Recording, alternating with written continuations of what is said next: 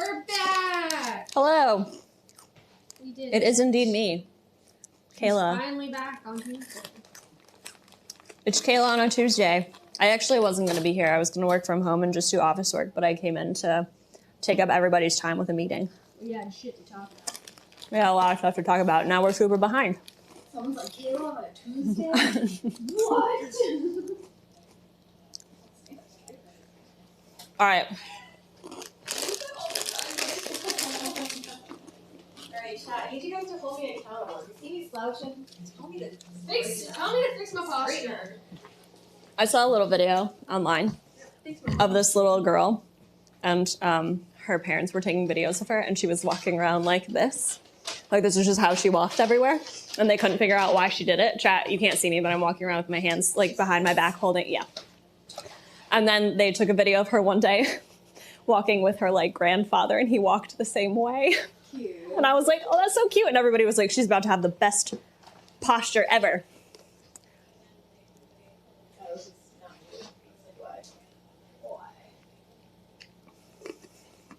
All right, chat. We're going to go out to the wolf dogs today. All three of us are going to go because I'm going to hang back with you guys while they feed Timber and Awa and talk to you guys. Gen939708 just resubscribed for 3 months. Thank you for Amazing keepers less than 3 y'all are beautiful today. Thank you for resubscribing, Jen. That was so nice. Okay. We have gotten Timber's DNA results back. Connor is the only one who has looked at them. We are trying to figure out a fun way to do a reveal. We have not gotten Awa's back yet. But we are going out to the wolf dogs today. We have some exciting news about the wolf dogs. Well, about one of the wolf dogs. Who wants to tell them? Shruti, do you want to tell them? Right now. Yeah, why not? We're at a point where Just Tinder is resubscribed for acting 11 in- I have months. to wait for you. Yo. Thank you for resubscribing, Bex. Sorry, I'm getting better at that. No, we feel pretty confident that Tinder is at a point that he's willing to safely work with us without a protective barrier. So we're going to start CTH_Lu just resubscribed for 4 months. And we'll see how Thank you, that goes. CTH. They're like, can you say that again? Oh, that's right. You don't have a thing on, so I will repeat what Shruti just said. Yeah. Shruti, I think some of them definitely heard Go Timber. Timber has shown us enough behaviors that we think that he is prepared to do some free contact work, which means that we will not have a barrier between us and Timber, and we're going to see how it goes. Notice that we did not include Awa in that statement because Awa has not offered the same behaviors as Timber. It's something that we say a lot on Keeper Talk, that behavior is the study of one. So when we are watching Timber and Awa, and it's something that you guys can look for when we're working with them, is that Timber seems to process our movements much better than Awa. Awa's a little bit more reactive. Timber's a little bit more process and then react. So that is why we are only moving ahead with this step with Timber at this point. So Awa's still a little bit hesitant, and she still acts like she's a little bit hesitant. So slow baby steps, but doing what's best for Timber. You know what helps that? Yoga. I'm trying, guys. I'm trying. My shoulders have gotten a lot stronger since I started yoga. Okay. All right. Let me get financially stable again, and then we'll get there.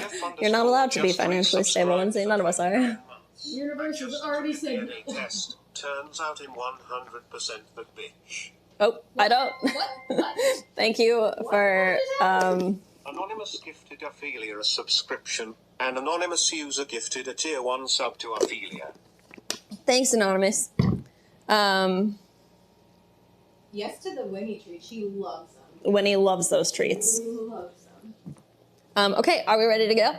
It's going to be a little chaotic today, chat. I'm going to go out with them as they do the wolf dogs, and then I'm going to come back. You may stay with them. You may come with me to prep marmoset food. They're going to do the foxes and the crows, and then I'm going to give them marmoset food, and then I'm going to go down to the parrots. So that's where we're at.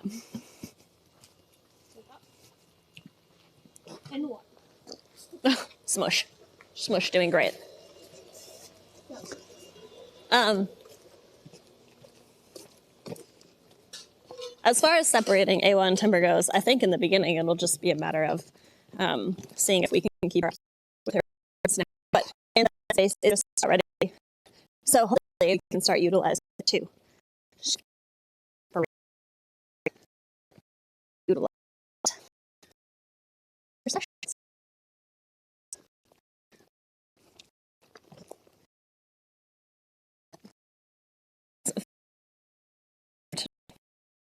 Nick is in there as well.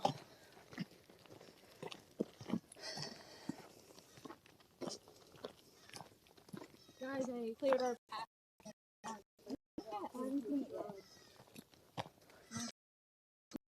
We actually have a pathway now. Wow. That's beautiful. Hello, Appa. There's a reason why I'm going to go left because We didn't do very much while you guys were gone, so.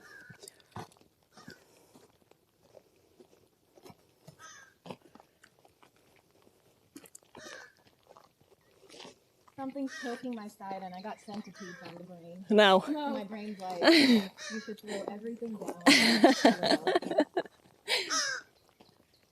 Hello. What you doing? I love you, Epic. The Wolves indoor space is coming along beautifully. It looks great. We're all very excited about it. Truthfully, we are. Kayla is behind the cam in my super duper hat. the last 2 weeks we've been doing this, they kept saying I sound like Maya and we sound like you. I kind of. I was walking past the studio this morning, and I heard your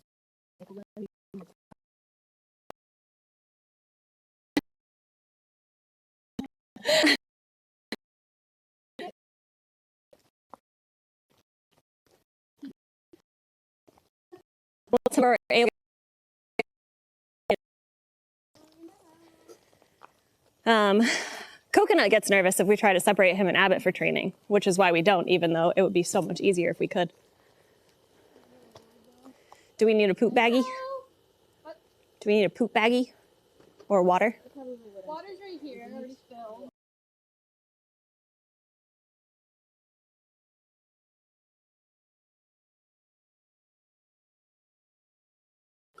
Why are we having so many issues? What's happening? It's not me. It might be me. I don't know.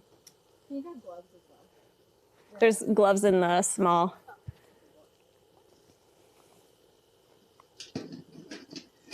Space is on top of it. Nice Finn. Finnegan. Finnegan, foxy man. I love him.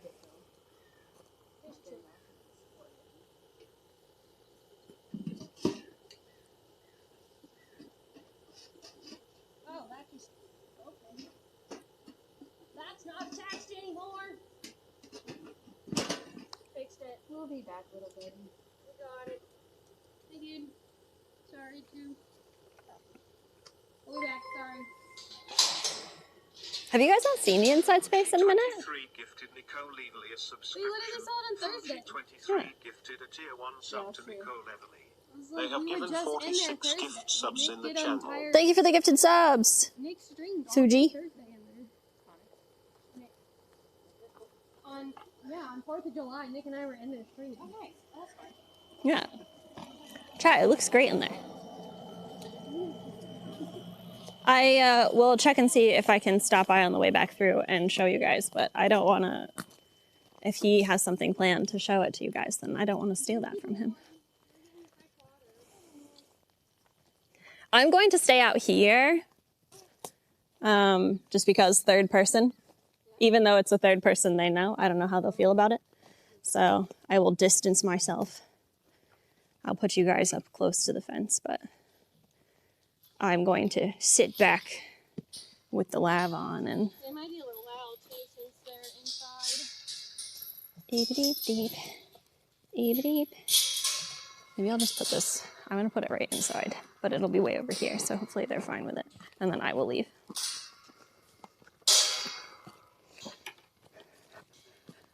We're gonna be here, chat. There you go. Feel free to move that as you see fit. All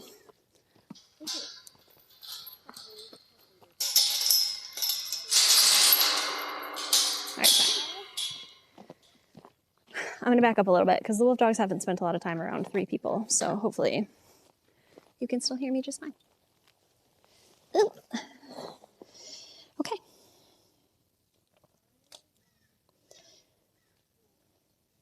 Hopefully you guys will be able to see hi. Connor said no looking yet.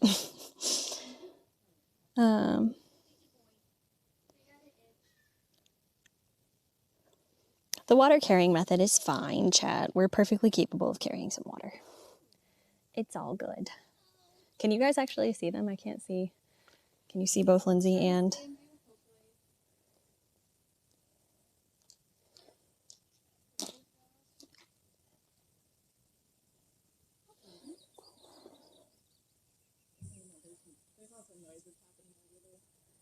There are some noises happening over by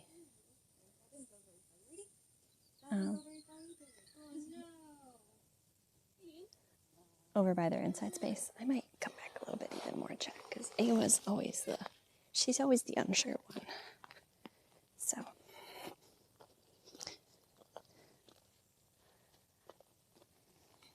Okay.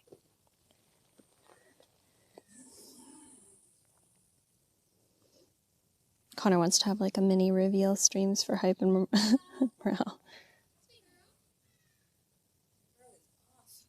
You're doing great, Shruti.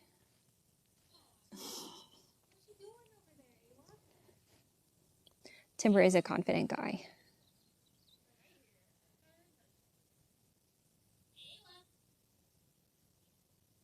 Aya's looking at me. She says, what's she doing over there?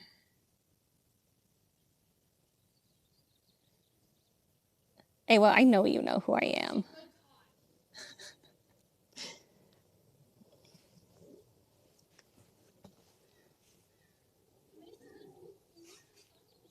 She comes around, chat. We'd like to get them more used to having more people around. But it might just be a slow process.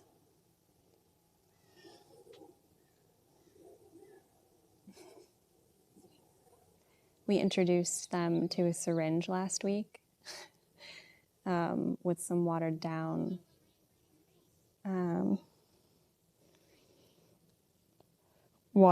like Braunschweiger in it, and Timber really liked it and he tried to steal the syringe. We don't have a date for the DNA reveal yet. We don't have Awas yet. We only have Timber's.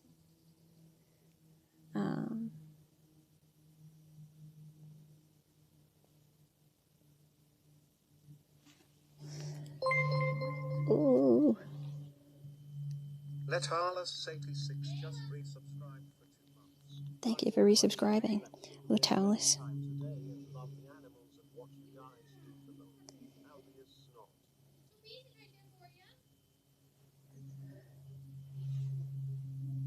Yeah, keep our streams, just us chit-chatting about the behaviors we're training, why we're training them, what we see when we're looking at the animals, what we're interpreting when we're seeing them, things like that. Anything that you guys have questions about.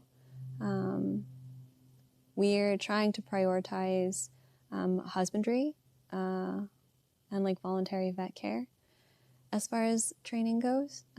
So for Timber and for Awa, that will involve voluntary kenneling for us, voluntary injections, so that if we ever have to sedate them, they would come to the fence to present for an injection, things like that. So we have plans once we have access to their inside space to start working on those things. Obviously, we're in a much different place with Timber than we are with Awa.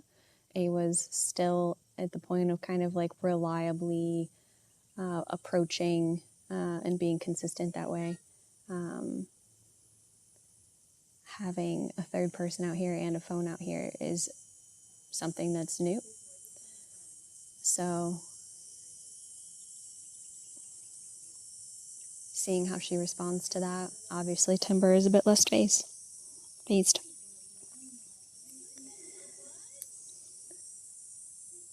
He's a brave boy.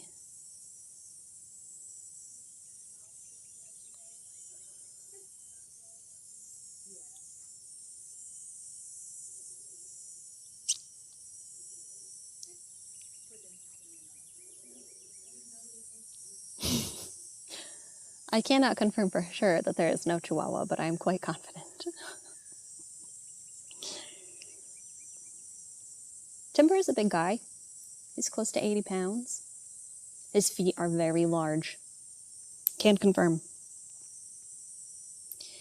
Will the contact training happen in the switch pen?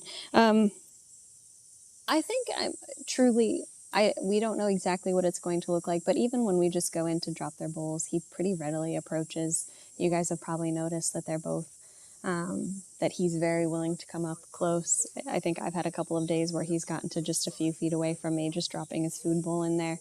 And he's not shown any kind of behavior that we would be unsettled by when we're in there. Even Awa has gotten much more confident approaching us. She's been hanging around a bit closer to us when we go in there.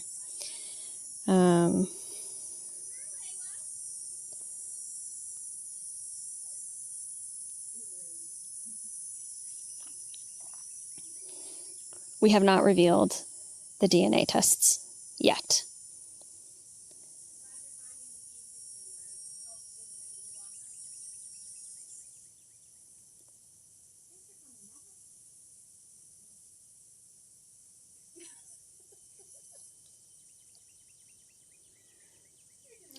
Are we expecting them to take a while to use the indoor space? We don't know for sure. I don't think anything would really surprise us. I think once they realize it's a safe space to be, I think they'll be happy to go in there. I think what will test them, and this is probably more so applicable to Awa than it is to Timber, is that we will also be using that inside space. So they will see us more frequently because we'll have a food prep station in there, and we'll have certain enrichment that gets prepped in there, and like the meatball prep will all be in there. So you can see Lindsay's making a move maybe to go to Awa a little bit to give her a little bit more space from the camera and a little bit further away from me, see if she comes up. Sometimes that does make a difference for Awa.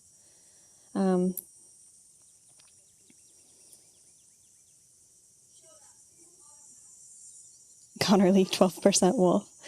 Oh. Are there any animals that Alveus has had to say no to taking in? We have been offered animals that we've said no to. I think the important thing to remember when we talk about animals, oh, here comes Ayla. She's thinking about it. She's cruising. She's moving fast. I think the important thing she sees something at the other end of the enclosure. I don't know if you guys can see that. She's not too focused on Lindsay at this point. The important thing to remember when we talk about animals that we can take in or animals that we can't take in is we always want to make sure that we have the resources available to provide them with the quality of life that they deserve, and if we don't, we won't do that. So it's really important to us that we have the resources, and also that we're not going to stretch our staff too thin, because the second that we stretch our staff too thin, the quality of care that we can provide to all of our animals declines. So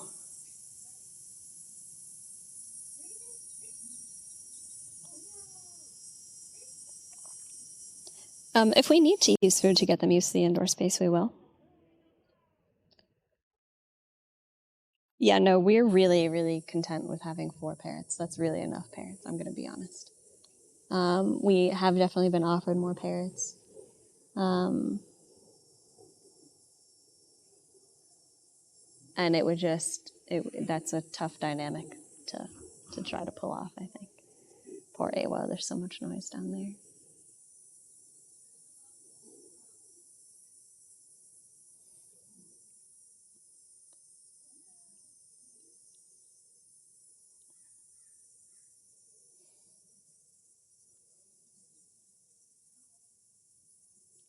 Do you ever think you'd get to a point where staff could go in solo or without a Y pole? I don't think we'll ever go in solo. I think that's just safety. However, when the other shift pens are available, it won't be necessary to have 2 people if they are comfortable shifting. That just might be something where across staff radios we say, hey, I'm going into this enclosure. I don't know what that will look like yet. We haven't had that discussion because those spaces haven't been available to us yet. So right now, we go in with the Y pole. The Y pole is just extra precaution, really. Neither of these animals has indicated that we need it, but in case we do, we bring it in every time. It just is a safety procedure. And it's good practice because the one time, it only takes one time. So we, at this point, take the Y pole in every time we go in.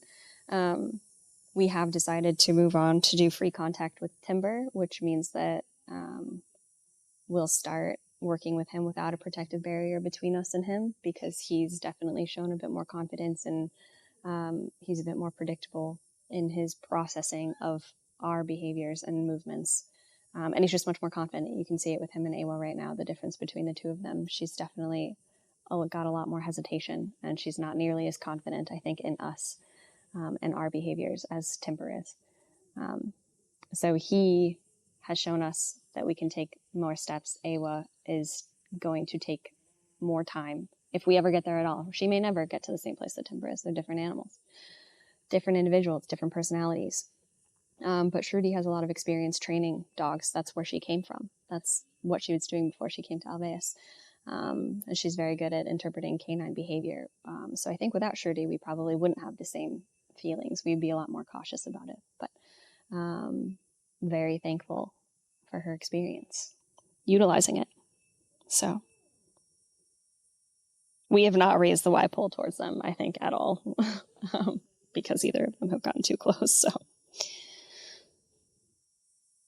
they tend to give us our space when we're in there, but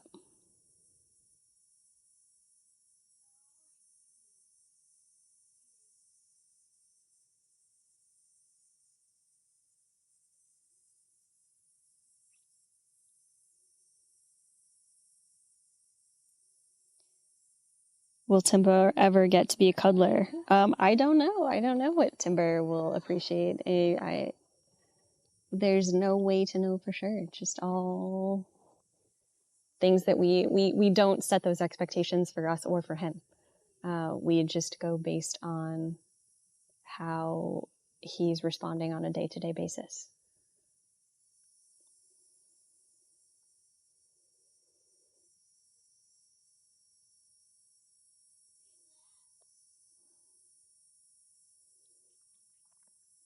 It would be great to brush them voluntarily. That would be super nice, and he would probably really appreciate that as well, for sure. I did not see them in the rain the other day.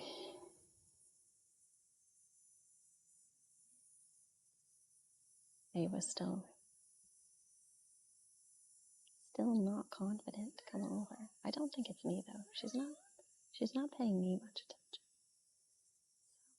I'm hiding behind a tree.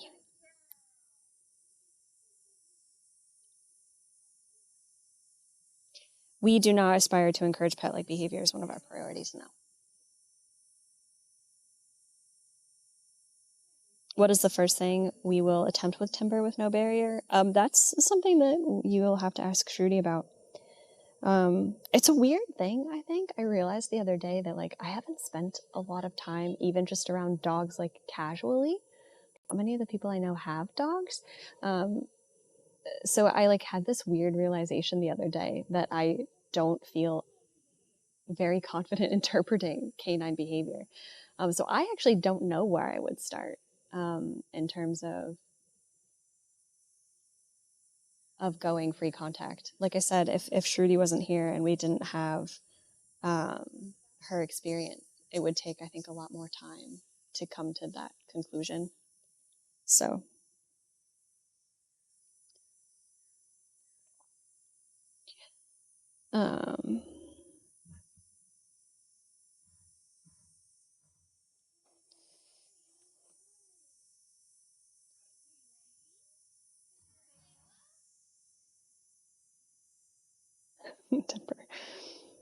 what were your thoughts / feelings when you went into the enclosure with them for the first time? Honestly, I think she has experience with wolf dogs and with training dogs. Like, that was her job. She was a dog trainer.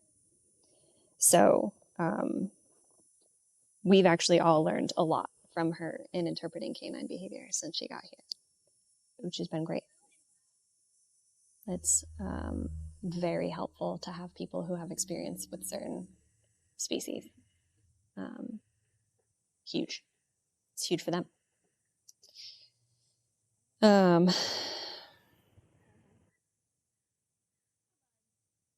We've tried giving them scent enrichment and they have not seemed to care. But yeah, we like giving them things that they can shred for sure.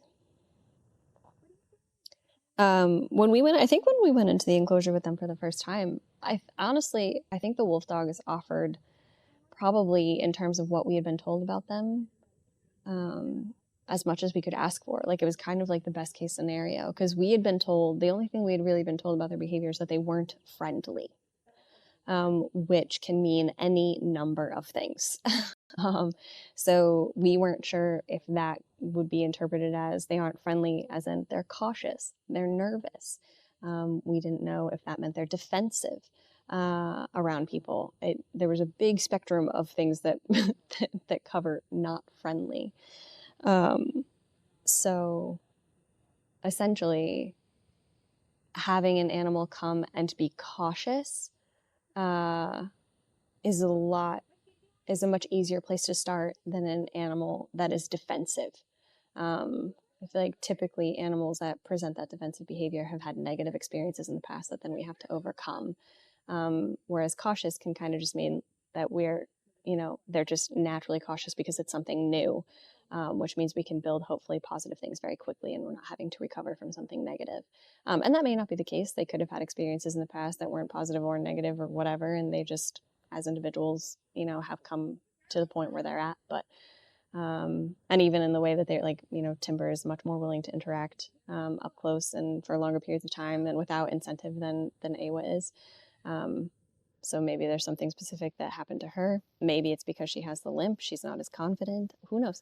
Any number of things. But I think them being cautious was definitely preferable to anything else that we could have asked for. So I think pretty immediately we noticed, even from the outside of their enclosure, that they weren't making any moves to come up to us.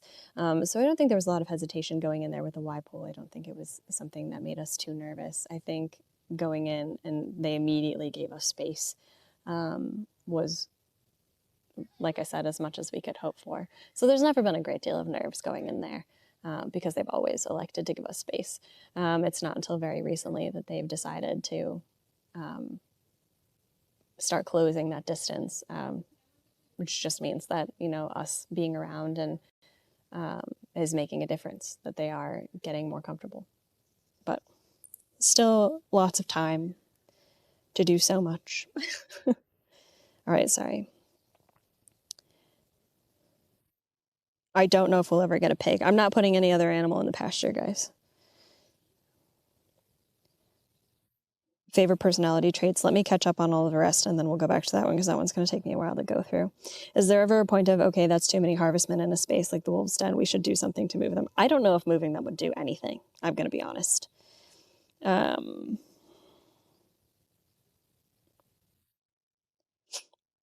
Yeah, wolf behavior. So one of the things that is very different, I think, wolves versus dogs, is that wolves tend, from what I've been told, I do not have personal experience working with wolves or wolf dogs. Only things that I have learned in the process of acquiring these guys. Obviously, I went out to Wolf Haven, which was an incredible experience, but they don't train their wolf dogs. But everybody who has worked with wolf dogs and wolves has said that wolf dogs are entirely different from wolves because wolves have a natural inclination to give humans space. They have a natural instinct to stay away from us. Whereas wolf dogs are obviously bred in some capacity. People are trying to make them pets. So they tend to have, they carry some of those instincts of wolves, but they have less of a bubble, which can make them much less predictable. But they still have all of that strength and power, which can make them dangerous to be around. More dangerous so even than a full content wolf. So that's kind of where we also went into it with that knowledge as well. But Shruti has worked with both canine, like dogs, and she has experience with dogs as well, which is nice.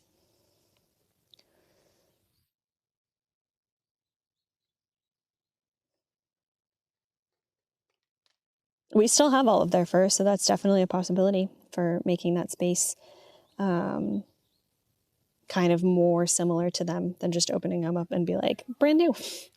Does your job give you a sense of fulfillment and peace? There's no peace. There's no peace. I think fulfillment in the sense that,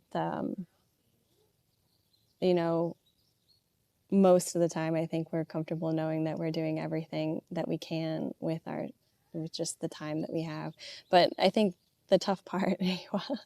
Hi, Awa. The tough thing about it is that at the same time, I think just the people who end up in this field never really feel like they're doing enough, right? So that's a really challenging thing, that there has to be some sort of reconciliation within each of us as individuals that, you know, we never really feel like we're doing enough, but at the same time, we're doing the best we can. And sometimes we just wish it was more. We have run with the wolf dogs. Winnie's doing great. We don't make Awa lay down literally for any reason. I think one day she just did it. Like, we did not train that. She just did it. There was no intention to train it. She was just like, I'm just going to lay down because you lowered the meat piece. So, collect the harvestman for free, Marm Enrichment. We don't need to. They have plenty. Do you know how many little legs we sweep up every day? I had a dog with chronic pain. It was tough for him not to associate people with pain, sadly. Yeah, that's part of it. I think animals, especially, we say the same thing about Coconut. You've heard me say it about Coconut, that his injury he may feel less confident around us because his fight or flight response is inhibited by that injury, which means he doesn't feel as confident getting away when he is nervous. So that alone could affect the way that he processes what we do. So we have to keep that in mind when we're working with him. And that's why in certain parts of the year, if we notice his limp is worse, we'll put him on meloxicam or a pain medication to see if it makes a difference in his behavior. But that's one of the things we look for. What advice would you give to someone interested in getting into volunteering at a rescue or a sanctuary? I mean, if it is an interest that you have, it depends on the capacity that you want to kind of work with or around animals. If it's a passion that you have, volunteering is like the best thing you can do, in my opinion. No matter how old you are, in terms of getting into the field. I'm gonna go back over and get the phone real quick so that Ava can come up. Because really the thing that makes the most difference is experience. Because there's a lot of what we call, you know, the dirty work, the doing the dishes, the cleaning of the poop, the scrubbing things, that takes up most of the time. As far as animal care goes.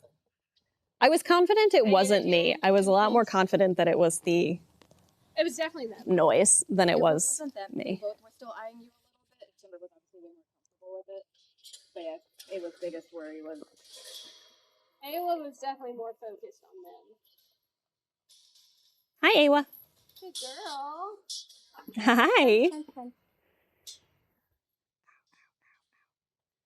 I was on my left foot and it's asleep now. Awa, would you have been more comfortable if I was up here? I thought about that. Because they could hear a voice and I knew they could see you. And like Nick also came really outside on his when Nick phone. popped Oh, out. yeah. Like right on the other side. That's He was like in the shift area, just talking on the phone, and I was like, leave, sir. When he saw us, he immediately like... yeah. But then he like popped out over here, and I was like, go away.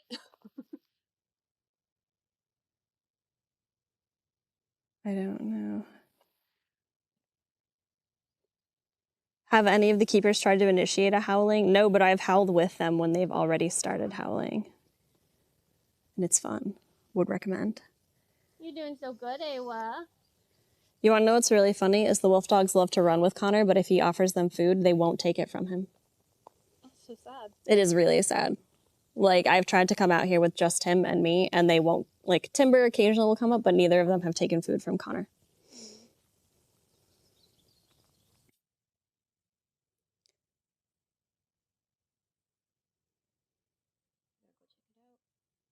She's got a lot going on.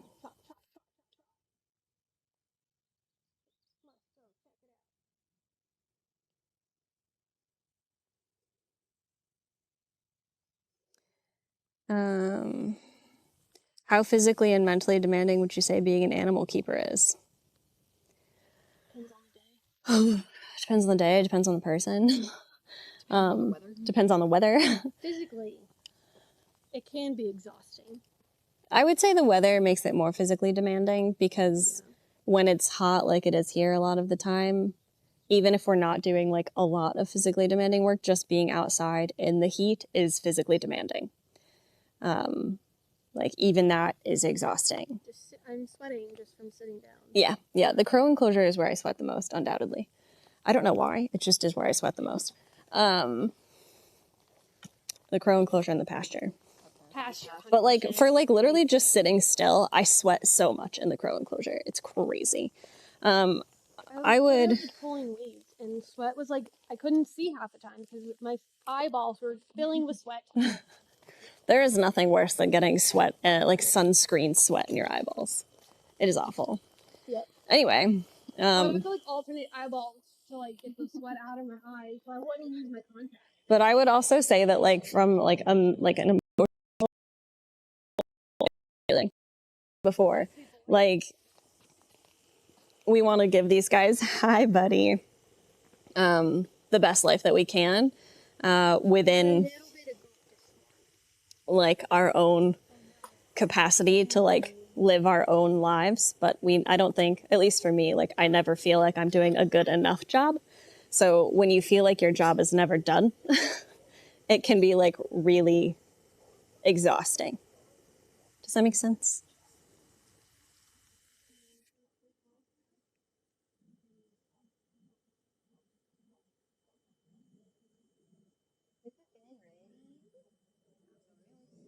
Do you guys want to stay with Shruti and Lindsay and do foxes and marms, or do you want to come with me while I get foxes, crows, marms, or do you want to come with me while I get the marm food ready and then I'm going down to the parrots? Decide.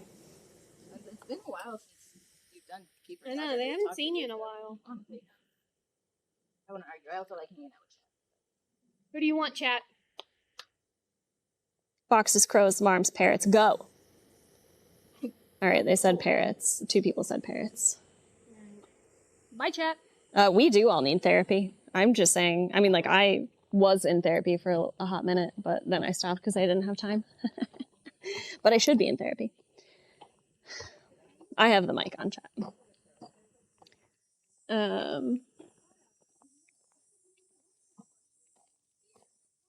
Chat says bye, Lindsay and Shruti. They did not say bye, but I don't think they heard me. Chat says bye. They say bye. We'll see them in a second because I'm going to bring some banana slices out for the marms. So we're going to go prep those real quick and then bring them out. And then we'll go see the parrots. But sometimes if we bring the marm food out, it just gets really mushy and disgusting between like wolf dogs and marms. So it's a whole process. There's a lot of like animal care shifts that are going on because once the inside space is ready for the wolf dogs, the prep work for the crows, foxes, and wolf dogs, and potentially marms will shift to that building. So we'll be moving some of the enrichment stuff over because you guys have been so generous in all of the wish list items. So we actually will be able to split it up and have ones that are like unique to like the wolf dogs, marms, crows, which is pretty great. My cat decided he must sleep in my arm right now. You are stuck there forever. You cannot move. How does the streaming aspect make Alveus different from other work you've done? I mean, I think streaming in general is everything is different because of the streaming. Okay, hold on, guys. We don't have any license plate covers on, so you get to look at my shadow and my hat. Yeah.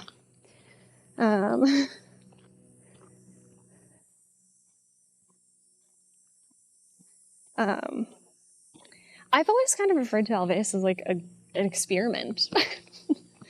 Because the stream aspect is so different. I think it gives a really unique perspective. I was actually thinking about this the other day. I was watching the cams and I was like, man, our animals just during the day, they're just like chilling. They are relaxing. And I think perhaps that is like valuable insight. Because I think sometimes when people go to zoos, they're disappointed. And you guys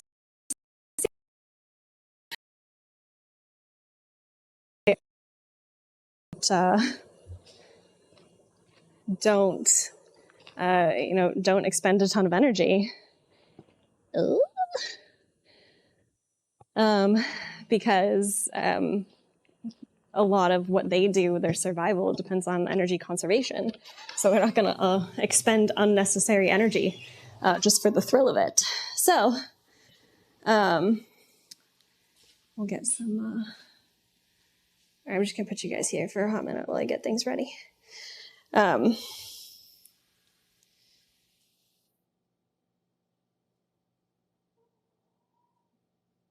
But yeah, sorry, I've missed a ton of questions. If I missed your question, put it back in chat and I will try to get back to it. There's Polly. Noodle, I don't want to walk in there, guys, because her enclosure is it looks so good. I can't stress enough how incredible Noodle's enclosure looks, but you're not allowed to see it yet. You're not allowed.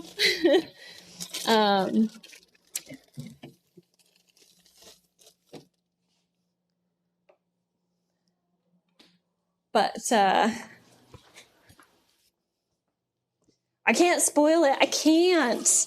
Because the person who's working on it, he's been working so hard. I can't spoil his hard work. I told him that he has to be here when we put Noodle in it, though, because all of you guys are going to lose your minds. I promise. I promise. I think staff is going to be around for summer camp, actually. Like, I think we're all going to be here. It's going to be an exciting summer camp. It's going to be very exciting.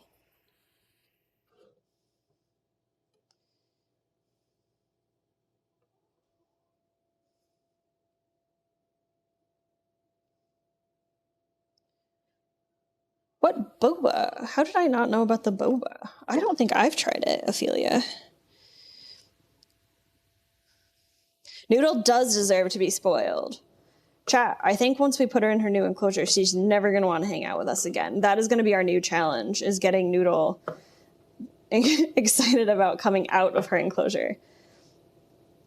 That was an actual thing that we discussed, because the person who is doing her enclosure was like, if we really go for this, she may not want to come out. And I was like, well, I'm not going to compromise her welfare for an awesome space. So have at it, and we will cross that bridge when we come to it. Summer camp is a fundraiser, and it's essentially, I think it's a 12-hour stream this year. Thanks for my boot comment. They have chickens on them. They're super cute. One of them looks like Nugget. I love it.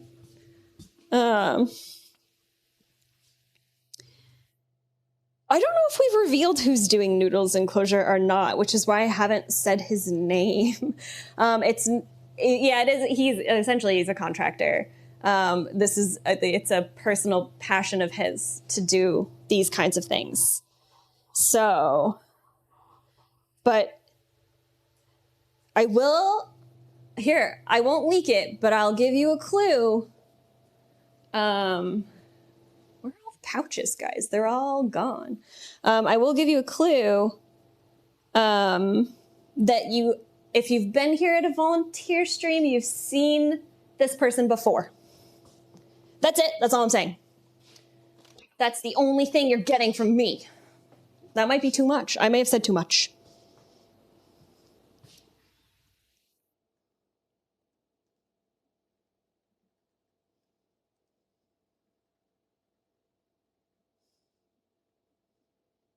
So, anyway, exciting.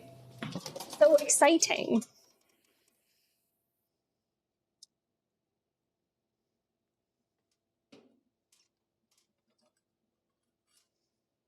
Chat. I don't have pouches to put these in. Polly.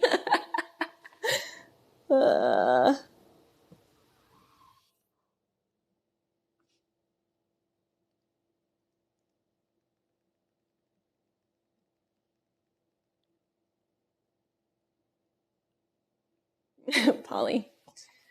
I don't have any I don't have any pouches, so we're just gonna put the banana slices in these little cups, and we're gonna put the cups on a little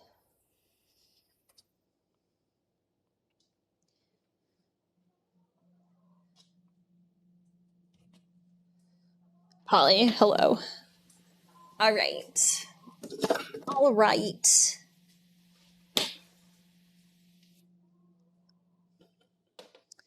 Polly is just the new Stompy. She's chaos, Polly is. I don't know if you guys have noticed, but she's actually chaos. All right.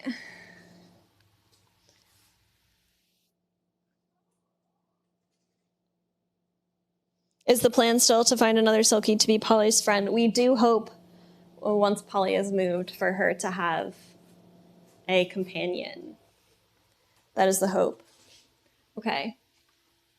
All right, chat. We got to go bring the marm snacks to the marm enclosure. Polly? Hello, ma'am. Hello. Sometimes she accepts. Do, do, do.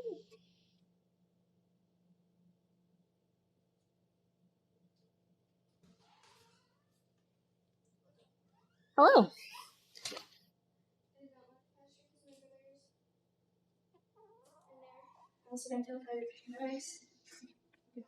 You didn't want the pasture? Walk the pasture? Oh, okay. I thought you said muck. I was like, do we have to do that still?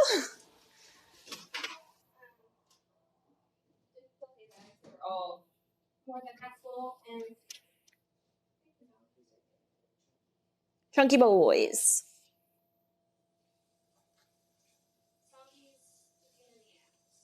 Stomp use a lot.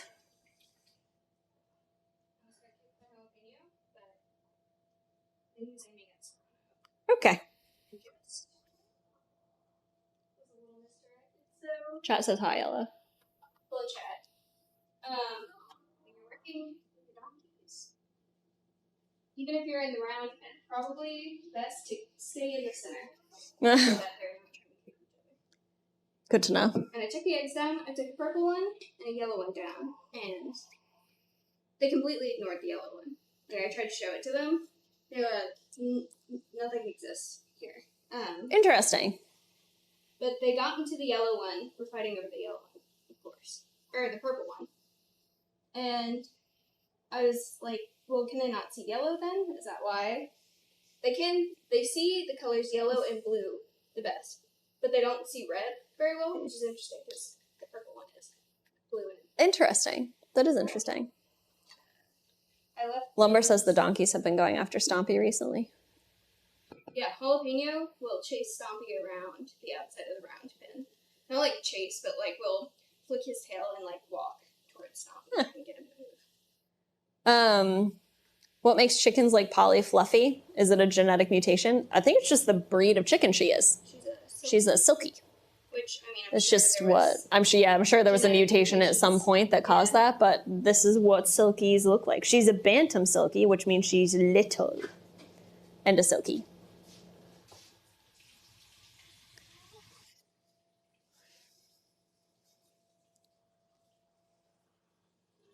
Okay. I came to like get banana for Lindsay and Shruti, and then I realized that all of the pouches are in use. So I'm bringing them because they brought pouches out to do the foxes and the crows. So they already have them. So here we go.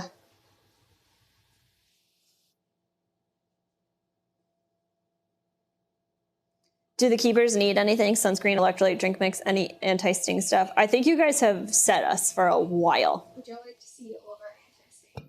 Would you like to see all of the anti-sting stuff? Woo! And I'm sure there's more of a variety. We actually have talked about pouches, but we have to figure out what kind of pouches we want. So we will probably add pouches at some point. They're on the list for the next. They're on the list for the next round of wish list things. Okay. Guys, they can... I don't have another hand for popsicles right now. But they're going to be back as soon as they're done with the marms, so...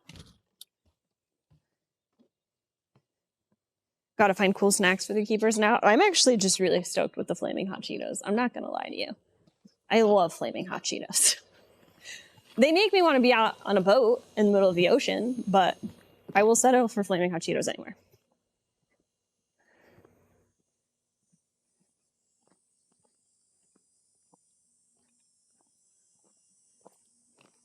One hundred pouches on the way.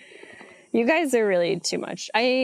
I know that, like, we actually have talked about wanting to do more fun things in terms of like having the keepers get more involved with like Instagram stories and stuff, so that you guys can see more of what you send when we give it to the ambassadors. So it would be part of the social media as well.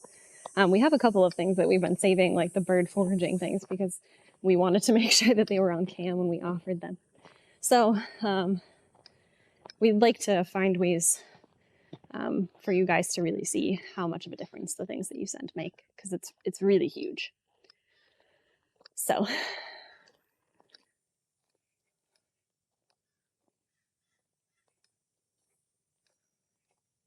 right. I see monkeys. I see monkeys. Okay, hold on, chat. Okay. Open up. More keeping streams, please. We're working on it. I promise. Okay. There's our little bananas on an ice pack for. All right. All right. Did I see Momo eat the giant bug? No.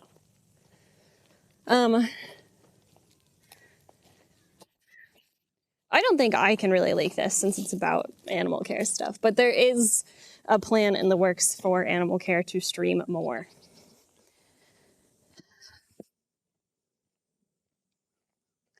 So sit tight, hold in there, hang in there.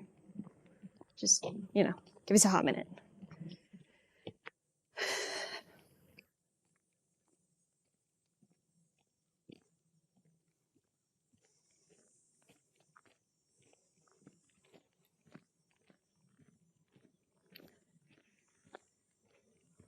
They've been sleeping outside?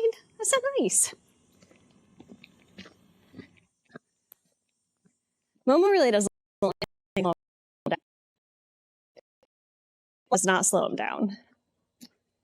He's Are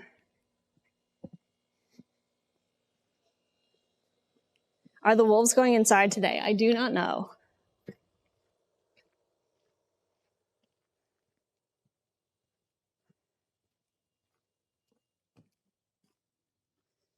Okay. I would love for it to be cold. That'd be great. Oh, there she is. All right. Let me get the parrot stuff and then we will head down.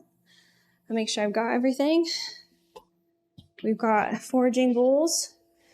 We've got pouches for the chickens and the parrots. We've got walnut. Okay, all right. Exciting stuff. Enrichment. Foraging enrichment. Okay. Oh yeah, she also will dust bathe on that one, which is hilarious because we're like, come on, our floors are filthy. It's fine.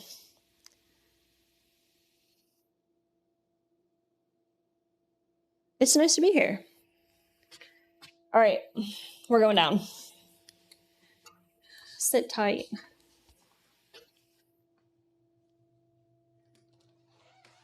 Is Reed feeling better? We actually, the night of the fireworks, we did drug the poor boy in hopes that it would settle his nerves a little bit. So he actually got gabapentin and trazodone that night to hopefully mellow him out a little bit. He's really the one that we were very worried about. With the storm, everybody's been fine. We expected more weather yesterday, but we didn't get any. So, okay. Finn did not. Don't worry too much about him. All right, there we go. Sorry, guys. We're coming down.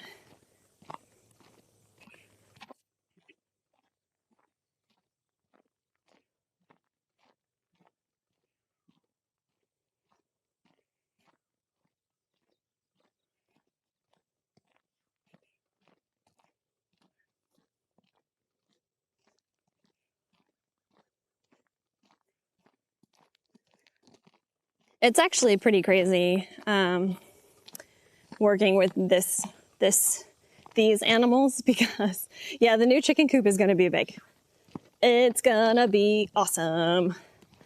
I hope you guys have seen it before and I'm not leaking anything, but there it is. It's not my fault. Nobody told me if I wasn't supposed to share it. There it is.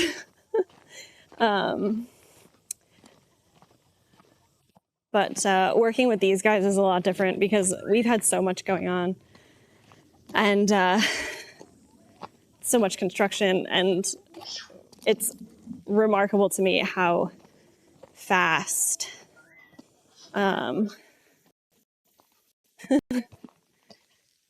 we compared to like the birds of prey that I used to work with, these animals bounce back so fast. They're so much, they rebound so they're much, I don't know if it looks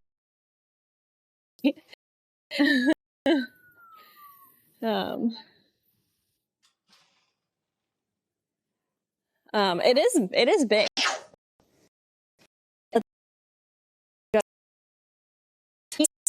I love you, Siren. Okay.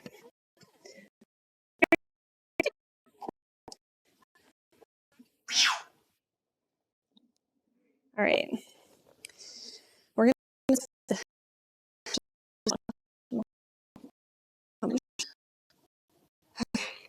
All right. Oh, Tico and Miley are actually both out. That's a.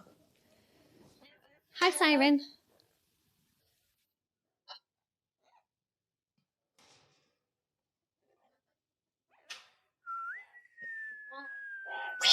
Good. Dizzied. I'll take it, I guess. What are you doing? All right, chat. That's probably going to be in the way, but this is the only place I currently have to put you right now, so apologies. See how they do. We'll move you as I can.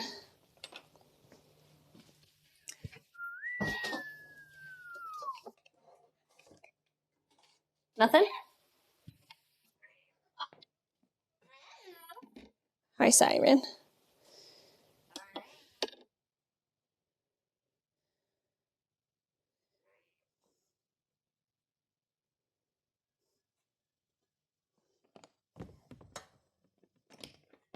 Okay. Siren, would you like to come down first? Wow, Mia. What you doing? Hi, I know. I'm gonna, do you want to come? I feel like Siren will be maybe less. Hi. Good job. Good job. Hi, bird.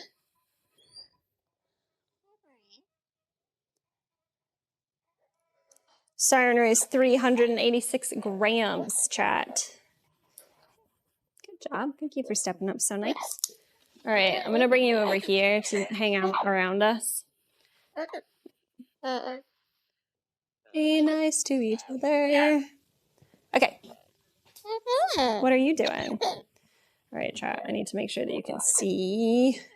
I'm not like cutting my head off or something like that. All right. Hi, how you doing? Hi, birdie. Okay. Oh, I dropped it, Siren. Here you go. Thank you for being so patient. That's very nice. Chat, I've been doing a lot of work touching Siren's feet.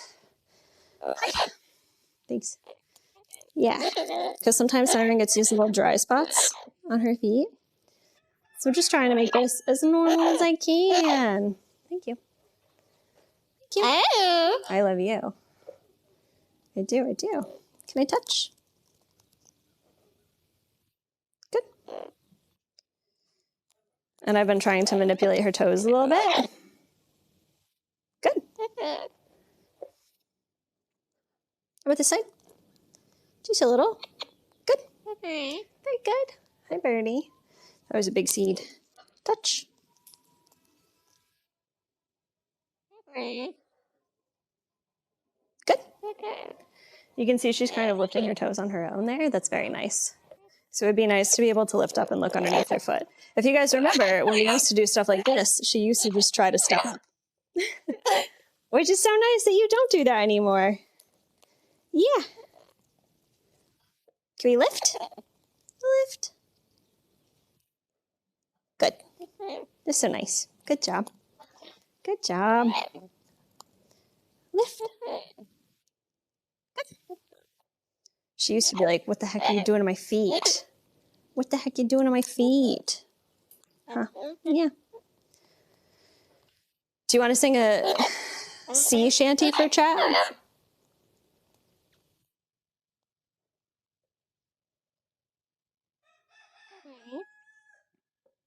Hi, Birdie. Siren, can you sing? Wow, that was good. That was a good birthday chat.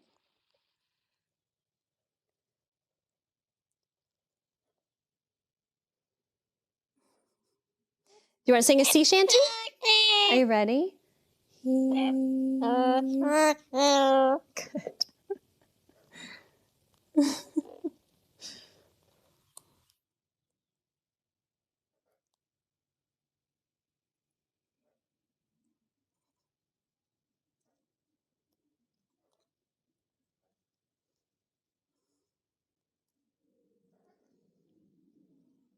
Should we do one more? Good.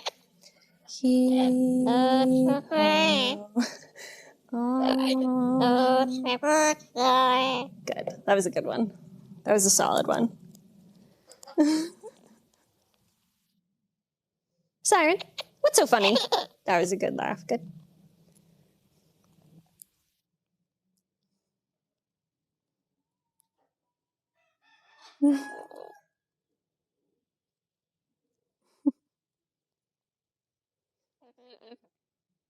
I think, chat, one of the things that I'd really like Siren to learn how to do that I think we might be able to do. Can you step up for me?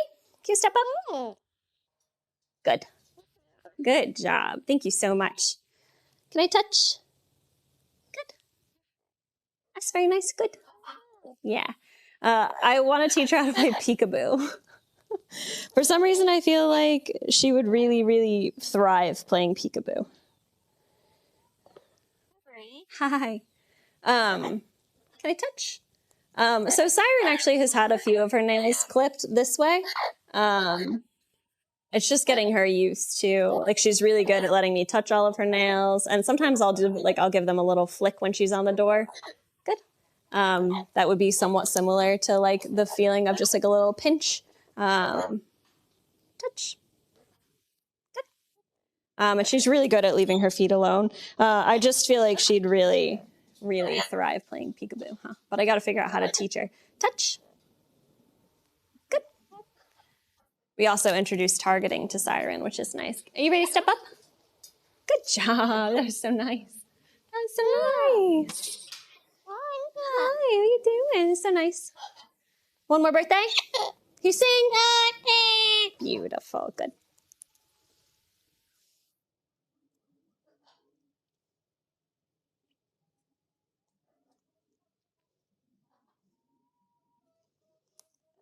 Siren has done a couple nail trims, but Lindsay accidentally cut one of her nails too short once,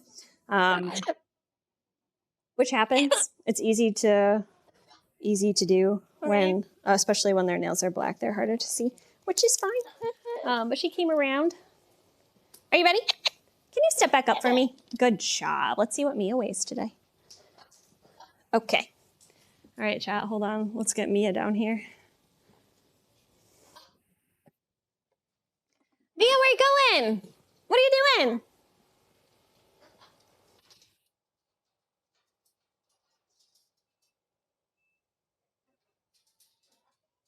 Goodness, hello. Come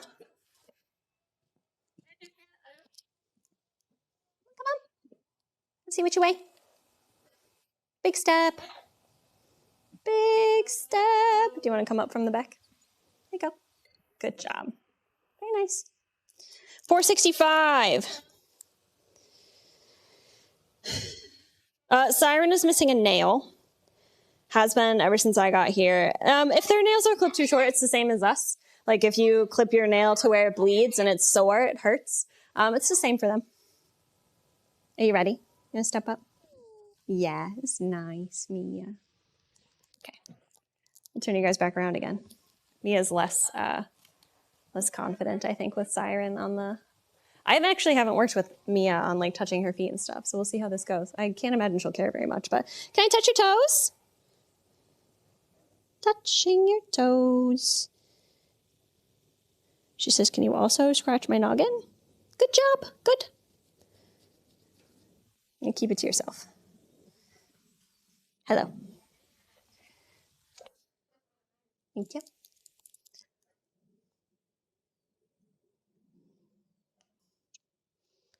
Mia always just wants pets. Can I touch your toes? Can I lift? Good. Yeah. You can pick your wings back up. You do not need to woo anyone today. You don't. You don't. Nothing?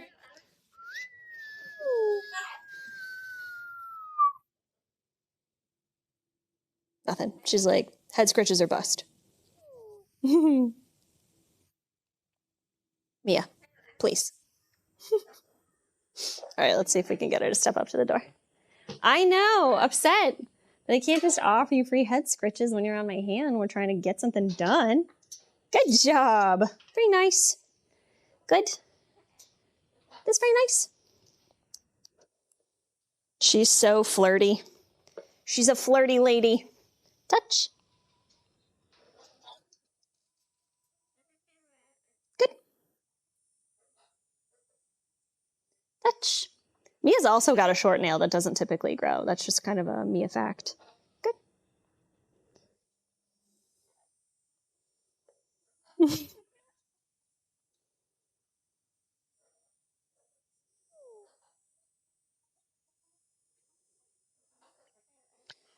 Is Mia? All of the parrots are hormonal right now, chat. Siren has tried to woo us. Mia has tried to woo us. The macaws are constantly wooing each other. It is a whole time in the parrot aviary. We accomplish what we can on any given day. Somebody made a comment about their parrot being aggressive.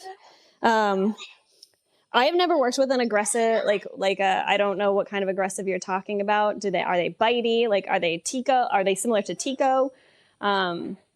Tico is kind of a tough one for me, even interpreting her behavior, because I think so much of her behavior has to do with her being around Miley. But if you're having issues with parrot behavior, I recommend looking up Avian Behavior International and Hillary Hankey, because they do a lot of really good work. She does a lot of work with her parrots. What are you doing? What are you doing? And she has a lot of like really good informational videos about how to work with her parrots, and she does like behavioral consultations and stuff like that. It's just she's really good at what she does, and she's a great resource. She's one of the ones that I've looked to. Her and Barbara Heidenreich are both really good ones. Yeah, anything that we would label as aggressive has a root cause. I don't like using the word aggressive when I talk about the ambassadors, or when I talk about animals in general, because it always in some contests makes sense how they're reacting. Like, no animal is, I think, just like by nature going to offer those behaviors. Like, something is going on. Hi, can you step up? You're being so much, which is fine. You can be so much, but you can be so much over here. Let's see if she wants to do a flight or something like that.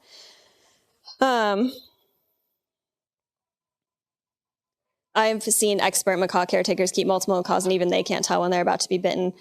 Yeah, all behavior, like, you've got to look for things in context, because even like some behaviors can mean different things given different contexts. So it can be really hard. And parrots, I think, are one of like the tougher ones, because like their excitement, or like their like high energy, like they need outlets even when they're like, you know, anxious, excited, or like excited. Like, there's always a chance of something going down with a macaw or a parrot.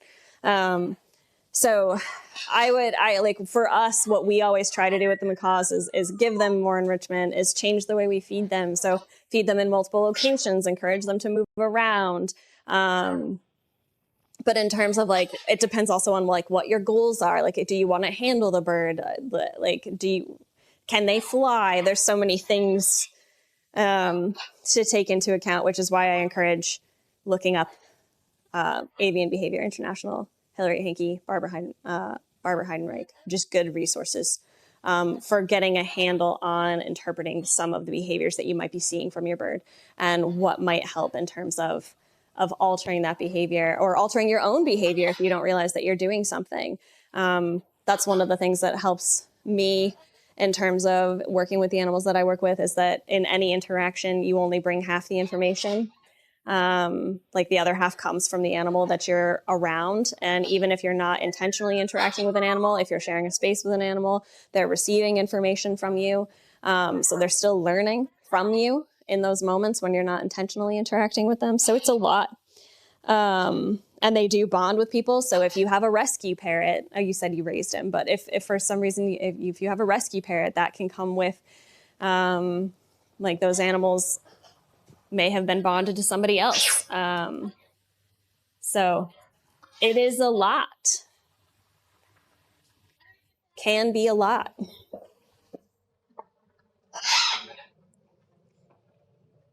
Yeah, appreciate consent. That's why you hear us talk about also like choice, giving them more choices, giving them different choices. Some of the things that we talk about, I have not talked about it so much here, is that we call it like the ABCs of training, which is antecedents, behavior, consequences. In terms of like giving animals as much choice as they can. But you can arrange the antecedents or like their immediate environment to encourage a behavior that you hopefully want. And that's kind of like setting them up for success, so to speak. So if I have a bird that I know I want to free fly, and in the area that I'm planning on flying them one day, there's a bunch of people that they've never seen before. I'm not going to fly them there that day because that's not setting them up for success. In fact, it might be setting them up for failure, and we may end up with a negative experience. ABCs of behavior. So it's antecedent, which is essentially like the circumstances of the training. Think things that you can change in the immediate environment of the animal that might encourage or discourage a behavior. So like if there's like a something that you can associate that like brings out a certain response and you don't want that response, removing it from the environment. And that's not, or adding things to the environment, things like that set up an animal for success. So like if you know there's something distracting, not trying to train a behavior in that moment, waiting until that distraction is out of the way. And then behavior, so you're interpreting the behavior you're seeing, and then the consequences. So changing what you need to change. It's like a child that doesn't communicate in a way we easily understand. Yeah, it is. Wonder if the foxes would do better with training in a bigger enclosure. I feel like the wolves were able to become more comfortable because they had the option of going to the opposite side of their massive enclosure if they weren't comfortable. I don't think the foxes are uncomfortable. I think when Reed responds a certain way, there's usually a very good reason. And you'll see us on those days, like we don't ask for anything crazy because in those moments, they are their own training session. The foxes know that we are never going to like approach them for training. They know that the choice is theirs to approach us. I don't think a bigger enclosure would change that so much, or a bigger space would change that so much. I think it's much more important that we always respond predictably to what they're offering us.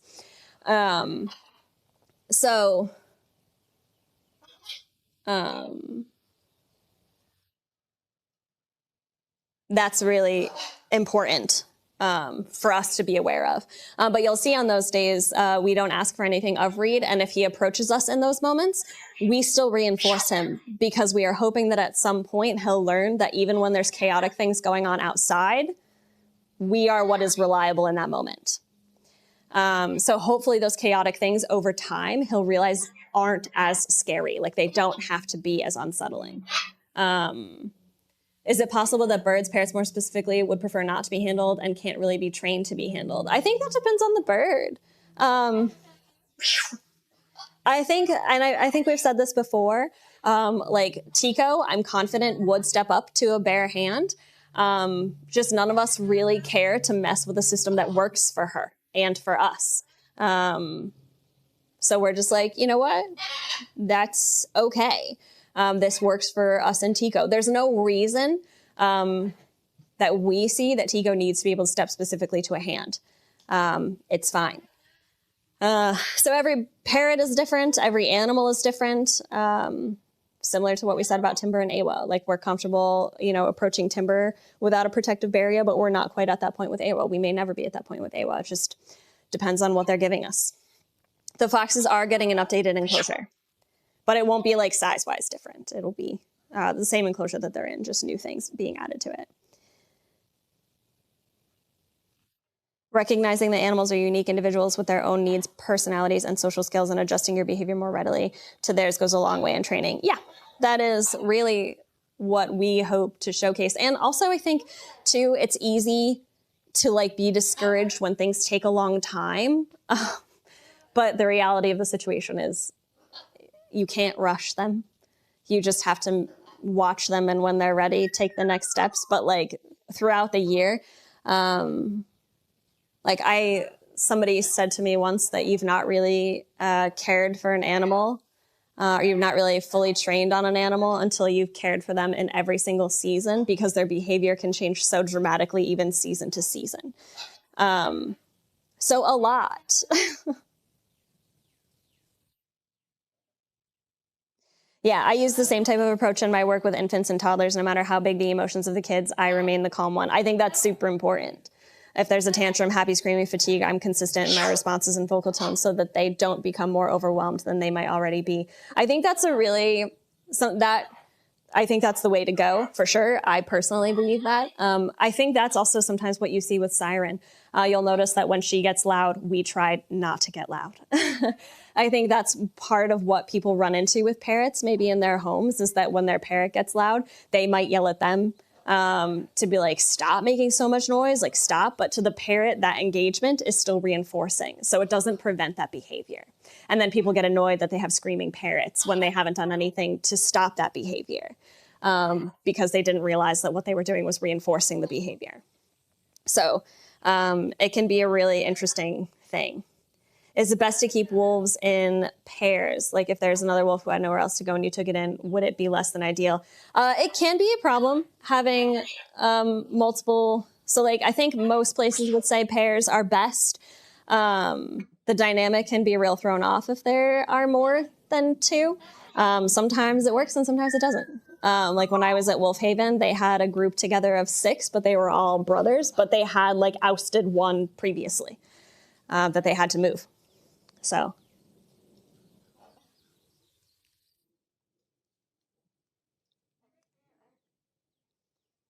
Sounds like kids, all the parents' fault. Yeah, I mean, we've said that before too. We say if we get bit, we take responsibility for that because we missed something that an animal was communicating to us. Interestingly enough, we also say, especially with Tico and Miley, but especially with any animal, they're always giving you information, right? So if they're getting information, thanks for explaining. I have 3 cockatiels. I've had many years, and only 2 of the 3 are very hand-tamed. 1 is still fearful, so I'm taking it extra slow with her. The 2 others will step up and chill with me, but prefer not to be handled alone. I can tell when they want to step on, when they prefer to. Yeah. And that's what it is. It's respecting them as individuals. People are the same way. We have extroverted people, introverted people. Some people do really well in really chaotic situations. Other people are like, oh my God, let me hide. So realizing that animals have that same capacity to be those different ways tends to also give you some relief, I think, as well. It's not like you're constantly why isn't this working? What am I doing wrong? It's also this safe space where you can be you know what, it's just going to take time, and maybe we'll get there and maybe we won't, and maybe we'll end up somewhere else completely because what they offer will lead me to change my hope and expectations for them. Are you and Connor married? Sorry if this is parasocial, he mentioned. Yes, Connor and I are married. I was wondering about the wolves and them participating, running with Connor and Maya. Is this typical playful wolf behavior, or would this be impacted by them being hybrids? I don't know if it's typical wolf. I wouldn't say it's probably typical wolf behavior. But I would imagine also it depends on how the wolves in question would be raised. Again, like wolves that, like there are wolves that are in captivity because they are hopefully going to be part of a breeding program, and that they may be released to the wild. So those animals can't develop those relationships with humans. If they're, you know, raised from being very young, they may very well have that relationship where they may run. I've not worked with wolves personally, so I cannot answer that question with any experience. Is it bad we didn't know that? No, Connor and I don't advertise that so much. We try not to. I think at Alveus, at our previous job, we also worked together previously, and we tried not to advertise it very much. We worked with a set of volunteers that took years. It took years for them to realize that we were together, which is how we'd probably typically keep it, but Alveus is a little bit different. It's a little bit more casual here, and we tend to give each other a lot of grief when we're on chat, so it's probably a little bit more readily obvious when we are on chat together that we are married. As humans, we always have trouble taking responsibility. Like with snakes, they go out hiking or something and they get bit, and it's automatically the snake's fault. They see a snake and try to handle it, pick it up. Yeah, the snake's just being a snake. You can't really fault most animals, and we say, like if you put an animal in a corner, it's going to react exactly how you think it would, defensively. So it's never a surprise. And I think typically, with my personal, like me existing in the world, if I'm outside, anything I run into, I'm like, fair game, you're home. I'm not, like, I'm in your space.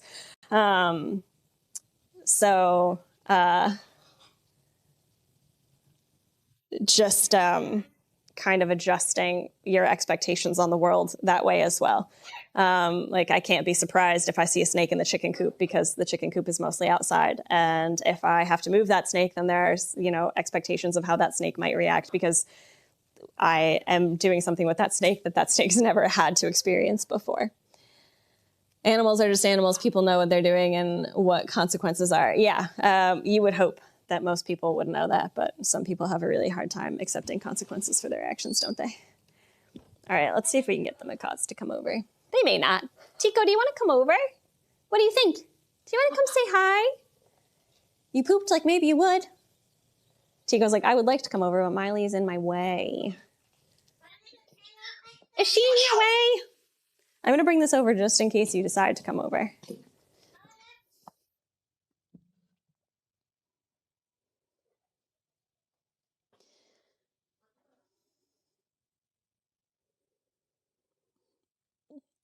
Something I always say to my friends and visitors is that birds aren't toys, dolls. Yep, I hope I can hand tame my fearful girl, although enough to be able to handle her in emergency without too much fear. Yeah, and I think that's very that's kind of our base level goals. I think with all of our ambassadors. Tico, do you want to come over? With all of our ambassadors is that our hope is at least to be able to do a minimal amount of things with them so that, things like voluntarily kenneling, if we ever had to evacuate them, would be nice. So our goals for some of our more fearful animals are a lot different. Like we could never ask for the same thing from, what are you doing up there? What are you doing? She's always a little bit more zesty when she's up here, guys. So we're going to try and be very gentle. Good job, Tico. Always a little bit more zesty. Why are you up there and not down here? Who are you? What are you doing? Hi, Miley. Training humans is a major part of training animals. Hello, Tico. Good job coming down. We're going to see how she does. Sometimes she's really zesty, chat. We don't like being bit. Huh. Yeah. Yeah. You say yes. Good. Good job. All right. Let's see. Did you show your wings? Is that what you were doing? Yes. Nice. Good job, Tico. Yeah. How about a foot? Can I see a foot? With this foot, is this one easier to lift? Thinking about it. Can I see a foot? Good. Very nice, Tico. Good job. Good job. Would you like to flap your wings a little bit? We can go over there if you're willing to step up. Let's see. Let's see what we can do, chat. See if she's willing. Where's she going? Are you all done already? Before I even offer the stick? What are you doing? Yeah. What are you doing? Hi. You show your wings? No?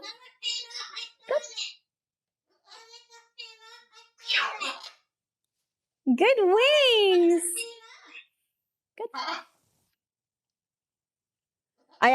We've not done any crazy wing things with Tico recently because I actually think that she prefers being a pie doing her wings now, which is why you haven't seen me bring in some of the lower perches because I just don't think she is as comfortable on them. I see your wings. Wings? Good. Hi, Miley. I don't know how Miley's going to feel about, yeah, good girl. Hi, Tico. Can I see your wings? Where are they? Wings? Good. Good job. Hi, Miley. Thanks for coming down. So, chat, Miley's been much less consistent with coming down than Tico is, which is why she's just getting reinforced for existing down here. She's not really like reliably stepped up in a long time, which is fine. They've been a little bit extra hormonal. Good. Which is okay. That's fine. Yeah. Yeah.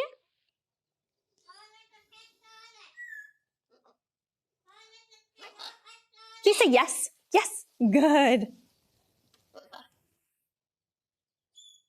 Miley, can I see a foot? Good.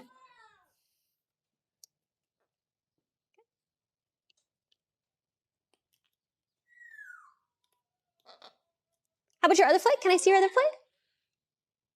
Good.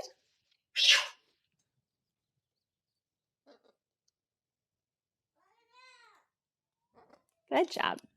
Good job. Can you say no? No. Can you say no? Good. Good job. Are you showing off your wings? Yeah, is everybody showing off their wings a little bit?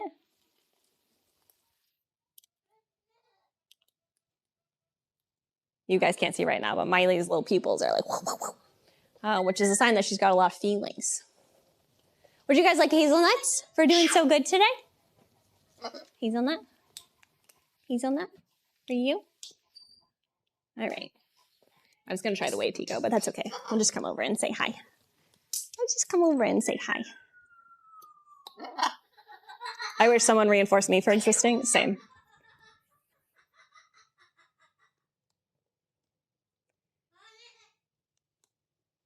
She's not really blushing right now. If she were blushing plus offer, maybe a tiny, tiny bit. But anytime, it's Murphy's Law that if a car is going to go by, it's going to be while we're in the parrot enclosure, which is what's happening right now. Yay! There they go.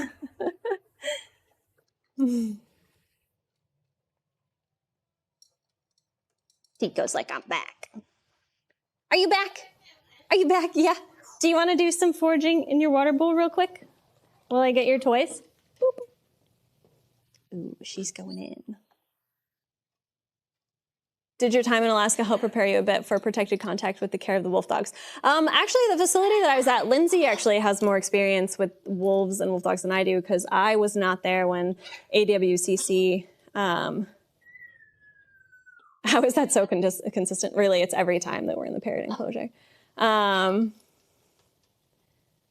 But I actually didn't really get any experience with the canines in Alaska. And I didn't work free contact with most of our big animals. So in terms of that, not so much. I think I was like out in the city and like black bears would like walk by and stuff, which is always the time. So like, I think in my own like personal, like, okay, this is just a thing that's happening. I guess it's fine. Keeping me calmer, but don't feel sorry for repeating questions if I didn't answer your question. No need to apologize. I try to get to all of them, but sometimes I'm good at it and sometimes I'm bad. Chat was wondering if Alveus had a different split for subs due to the charity status and all. I actually don't know the answer to that. Connor or Maya would. Did Lindsay's fix stop Oreo from coming in at night? I have no idea. I don't know. Yeah, well, Connor didn't have free contact with those bears, and I know because that's where Connor and I met. Don't let him fool you. And we didn't do as much training with the bears either. So I think training and being around big animals is two different things. All right, we've got some.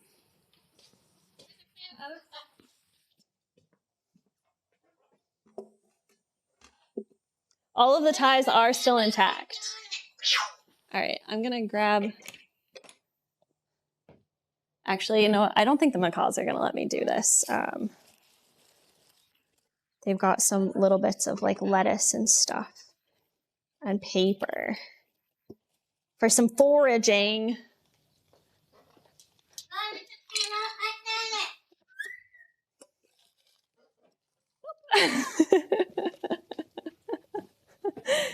That was close, chat.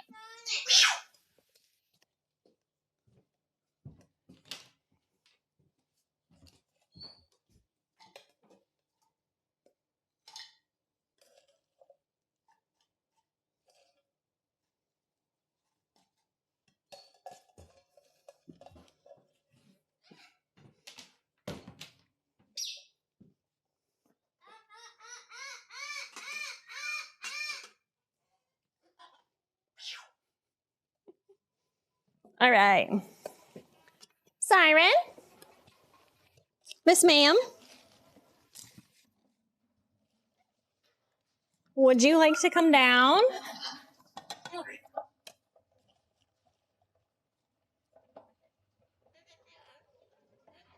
Rico. Mia? Ooh.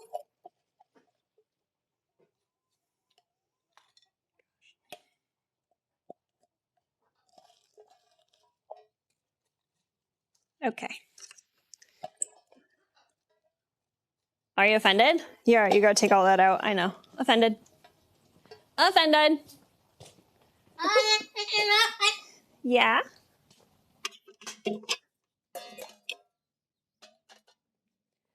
No, yeah, all of the zip ties are still in place that Lindsay put in, so.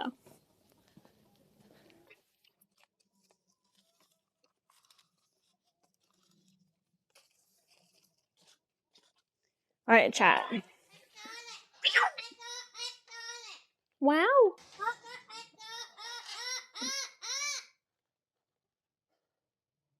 Good. Thank you. It was very nice.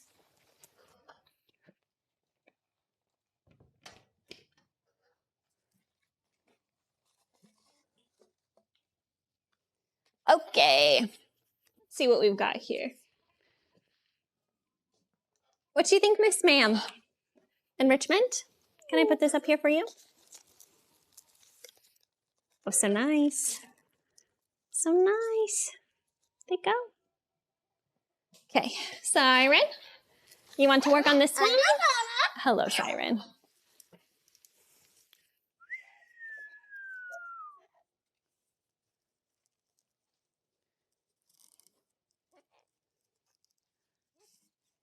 There you go, sweet girl. Okay. Some little toys.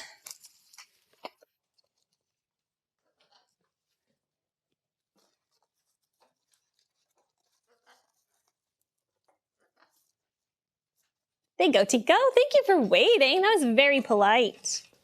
That was so nice, Tico. That was so nice. Hello, Miley.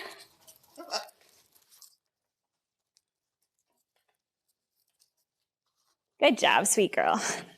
Thank you. All right. She's in. She's getting it. Never heard Tico speak before.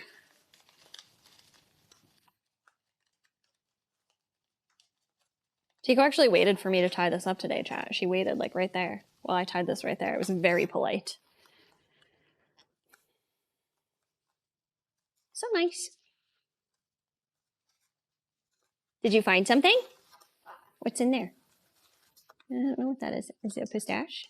Is it a peanut?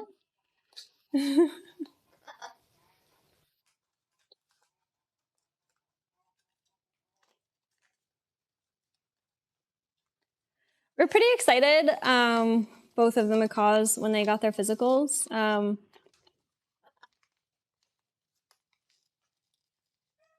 You guys have probably noticed, like you can see Tico, she's got some bare skin over there.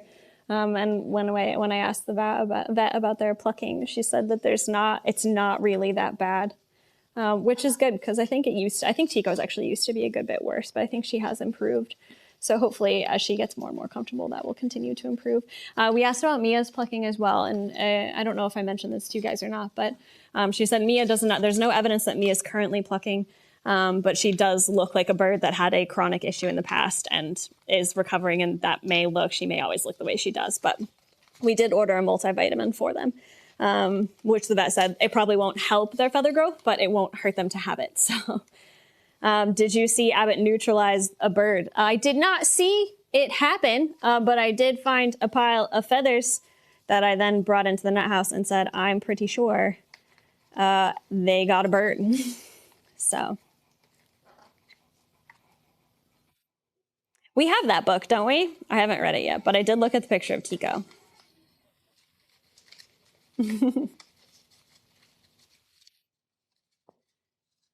So.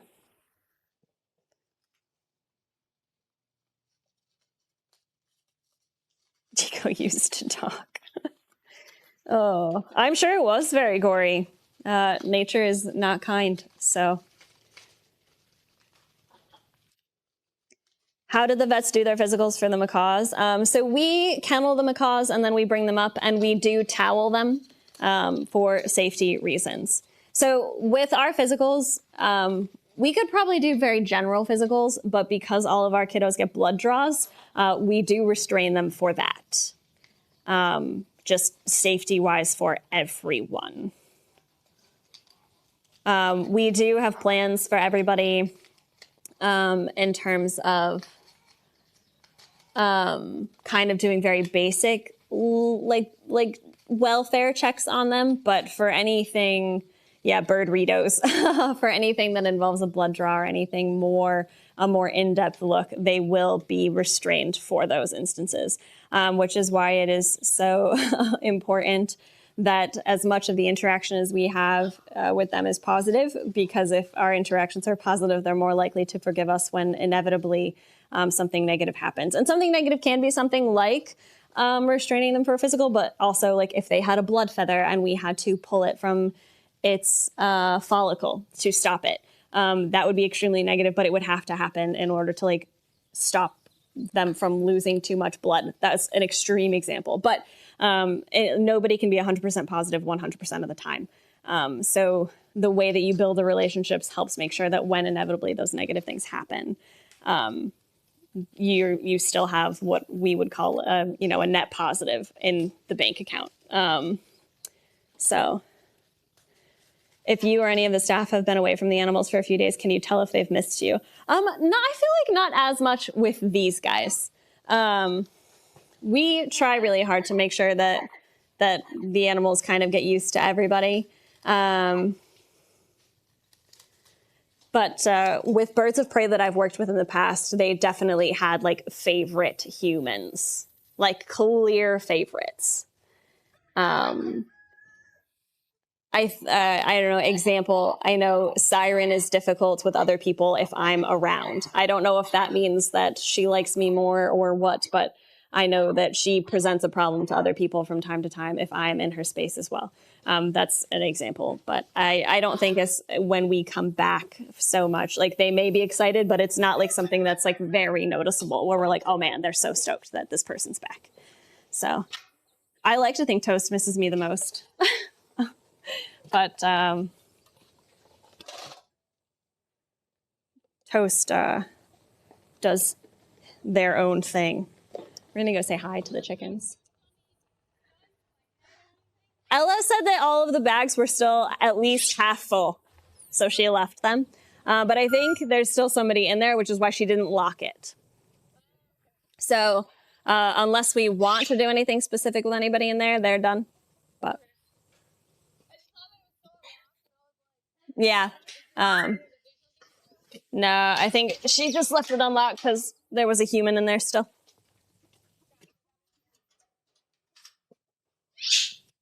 Beetle definitely does not miss me the most. But pretty low key, I'm not gonna lie, because it wasn't a feeding day for Toast. So it was mostly just a admire Toast day.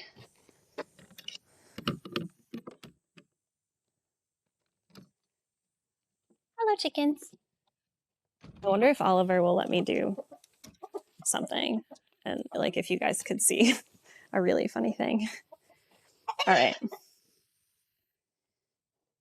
Can I reveal the inside of the new coop? Am I allowed to do that? I don't know, chat. All right, we're just gonna sit and let the chickens come hang out for a hot minute. I was gonna go to yoga today, chat, but I'm definitely gonna miss yoga because it starts in 22 minutes. Hi. Hello, friends. How are we? Nugget, please. Hi, Henrique. Excuse you. Please. Please.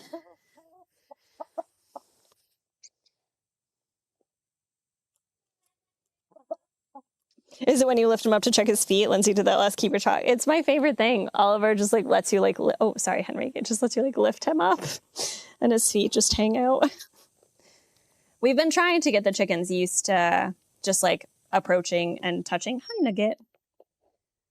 Hi, sweet girl. We tried to put a saddle on Nugget and she said, absolutely not. She said, please, no. And she freaked out. And then it was a whole thing. That's fine. It's just these guys left, isn't it? Really? Push Pup inside? Not yet.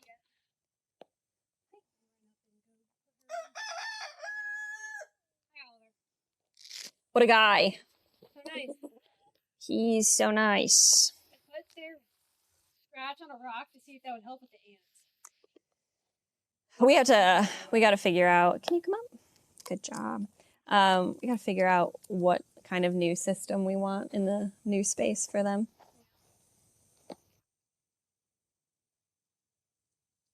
What does a chicken saddle look like? Nuggets looked like little dragon wings, and it was very cute, and I wish she loved it, but she does not. The wing got stuck under the wing, and it freaked her out. Can you come up? Go bring Push Pop inside. Do you guys want to go see Push Pop? Nugget, stealer of all mealworms.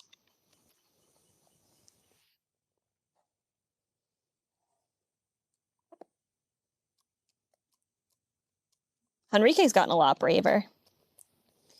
Does the saddle prevent Nugget getting plucked naked? Yeah, the saddle would have prevented. It's from Oliver's, like his spurs and stuff. It's just taken a beating. She's growing new feathers in that area, which is nice. But can you come over? Good. But she like freaked out. She was, and I don't think there's an easy way to like slowly get her used to it because it's either on her or it's not. So unfortunately, we took it off very, very quickly. Good job. Thanks for letting me feel your keel. Oliver's a big guy. He's a solid chicken.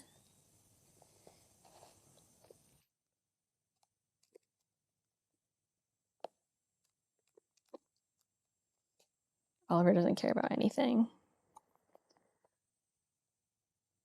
I finally found certified humane eggs in my local grocery store. That's excellent. Thank you for purchasing certified humane eggs on behalf of chickens.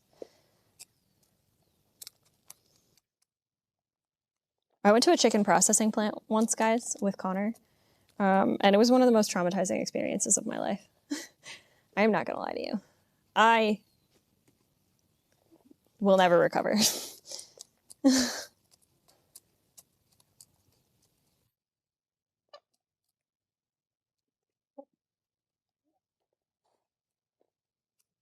Oliver just not caring.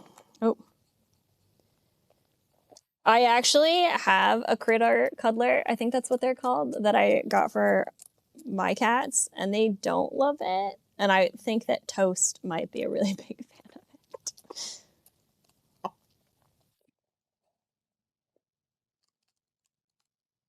I feel like Nugget used to be a lot heftier. Interestingly enough, Nugget's actually at a really good weight for her. She's always thin. That's just like something that Nugget has always been. But there was a time when Nugget weighed like less than 1,600 grams, and she was very, very thin. And I think currently she weighs over 1,800 grams, which is like reasonable for the summer for her. Like in the winter, she tends to weigh a little bit more, but in the summer, everybody drops a little bit of weight, I think just because it's so hot. Oh, thanks, Oliver. That's a very nice foot that you just offered. That's so nice. Are you going to step up, or are you just putting one foot up? That's so nice. Oh, that's so nice, sir. Wow. A very nice step up. A very calm chicken step up. Amazing. He's so good.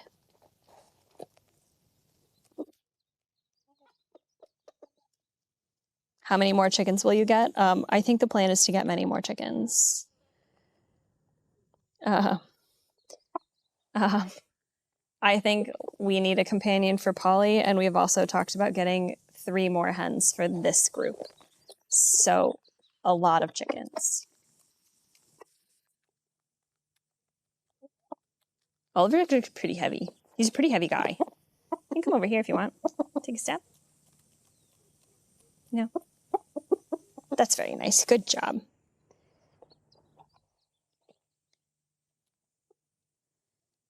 Oliver weighs, I think... Oh, hi, Nugget. Hi. Yeah, come on up, sweetie. Yeah, you can go in there if you want. That's fine. You can get some.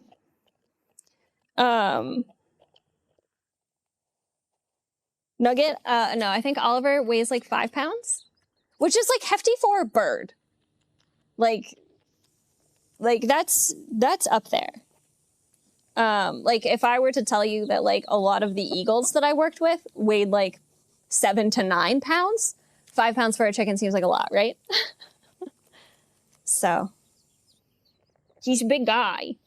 Yeah, he's a big guy.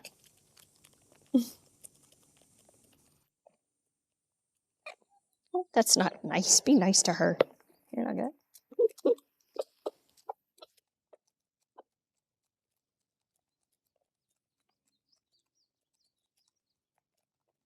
I don't know where the new hens will come from. To be determined. Is he soft? Yeah, they're soft. They're soft guys. The feathers closest to their body are the softest. So like if you kind of go under here, they're not really too soft right now. I mean, overall they're soft, but like these feathers are very soft. And in the winter they've got like kind of like an undercoat. They've got more downy feathers that are real soft.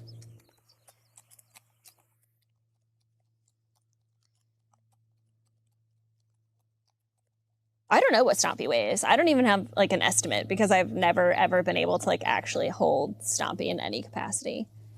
But I think emus, I think online, if you look them up, it's like 80 to 120 pounds or something. I could be totally wrong. Like, don't take my word for that at all. It's been a long time since I've Googled that.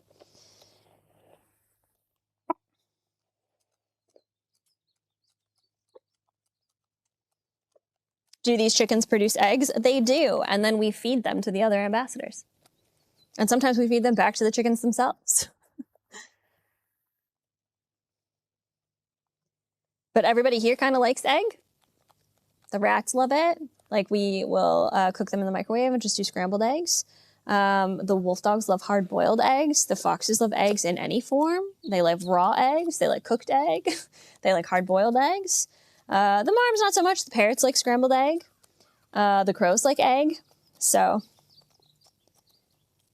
yeah.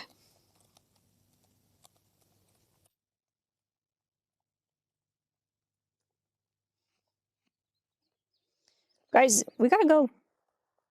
We gotta go see Push Pop. Are you okay? You're so warm. You could go inside. You have air conditioning. Usually before I leave, I'll take whatever mealworms I have left. The wolves loathe chicken. They have no interest in it at all. Hi, did you want some of those? Yeah, you guys are messy. Messy guys. Messy.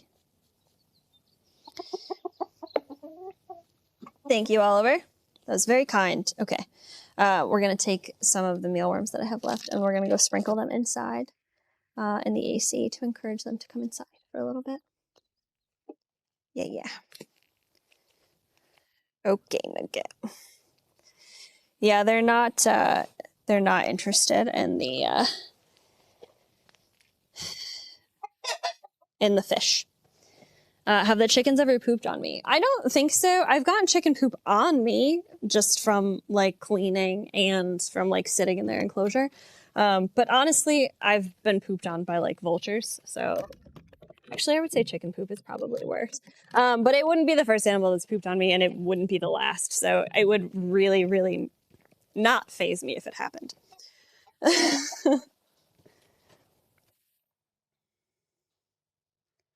What was it you said? You put watered down Braunschweiger. It's like a sausage thing. I don't know what it is exactly.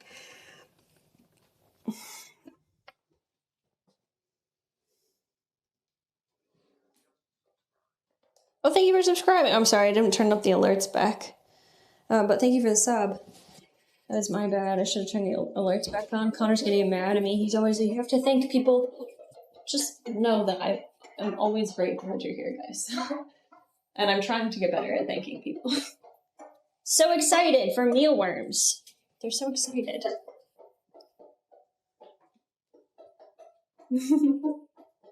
Air conditioning. More eggs for everybody, staff included. Staff also gets eggs.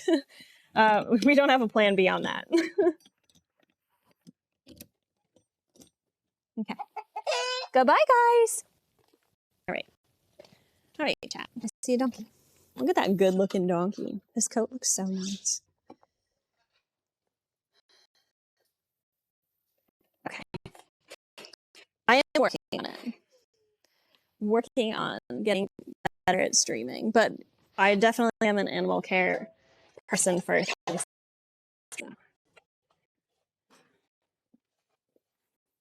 Dink donks. Hi, did you hear that? That was Mia. Sometimes she sounds like a dude. Hi.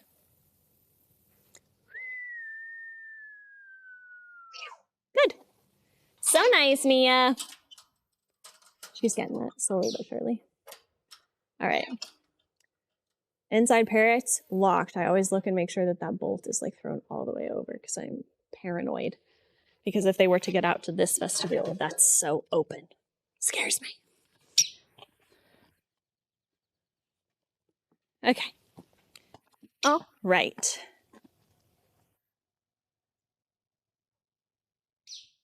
Okay. Chickens are locked. Parrots are locked. There's a dink-donk. Dink-donk.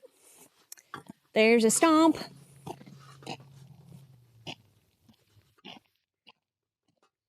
Serrano does accept brushing. Both Ella and I have both brushed Serrano. Accepts. Serrano's actually he accepts touches often. He's a good boy.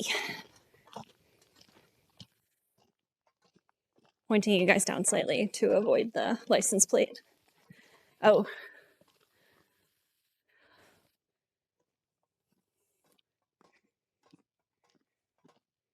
Does accept brushing. We've actually done a lot of good work with Serrano, getting some of his old coat off. He's almost looking like a respectable guy.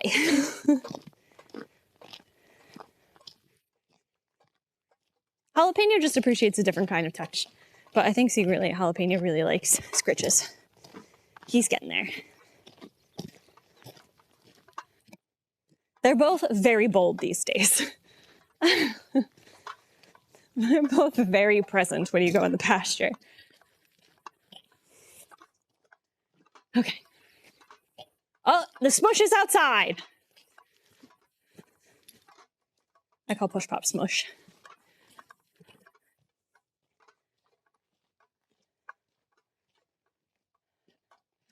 She's going.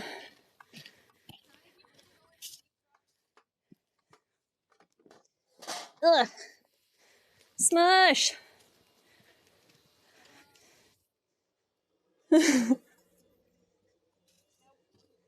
Don't you guys think Smush is a good nickname for Push Pop? Smush. Hi, Smush. Hello, Smush. Sorry, would you like some clover? Let's harvest some. Smush, why? Just letting her go. Would you like some? I picked it out just for you. I didn't mean to let it go. I'm sorry.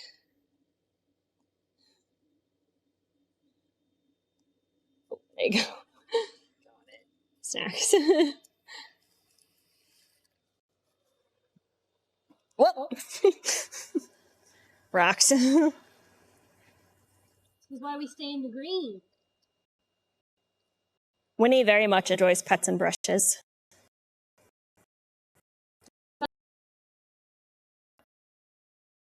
I want to.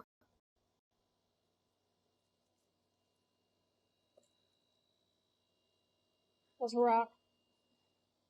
Why are you like this? That's a rock. No, no, no. Okay.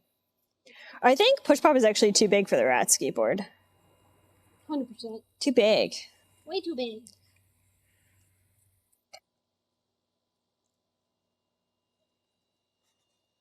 Not me, like, the license plate is right behind me. You're going down. Can you see it? Oh my god, going up? Oh, Careful. don't go too high. There's no sides. She cruise. Wow, exercise. Getting her steps in from not being able to go into the waterlogged area the last 2 days. She's an athlete. I think we actually did look up them eating rocks. No truck. And I think truck. there's no like concrete, like truck. for sure reason that they do it. But there is like suggestion that it can help with like digestion and with like minerals and stuff like that. No truck. Push Pop will very thankfully not weigh 500 pounds. How much will she eat when she's grown up? I don't know. If she has it her way, I don't think she'll ever stop eating. She's a grazer. Must graze. Must graze all the time. She has grown a good chunk. When she arrived, she was 11 something. And now she's 17 something. Almost 18. Holy cow. She's grown like 30%. I'm going to be honest, I did not do that math. I just knew it wasn't 50%. So I was like, 30 sounds fine. I was going to be like, yeah, that sounds right.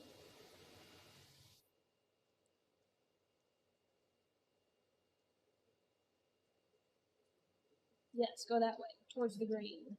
She's huge. Not good enough.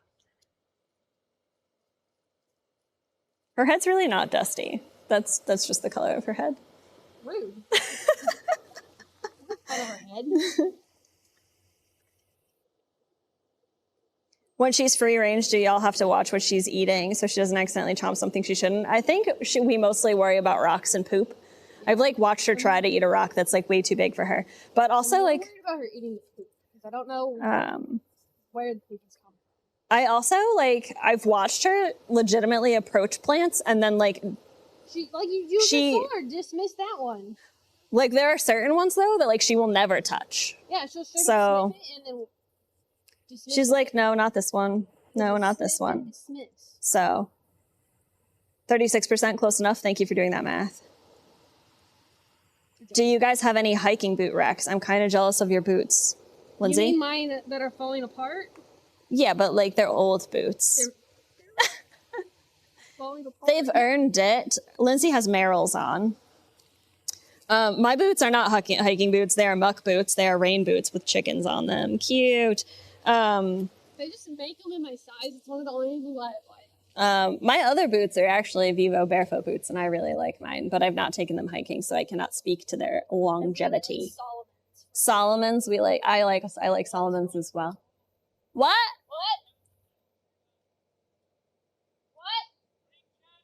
Oh my God. Okay. Connor said to bring you guys to the Wolf Dogs. Do you want to go? Spam up. Does Georgie or Push Pop weigh more? We haven't weighed George in a while, have we?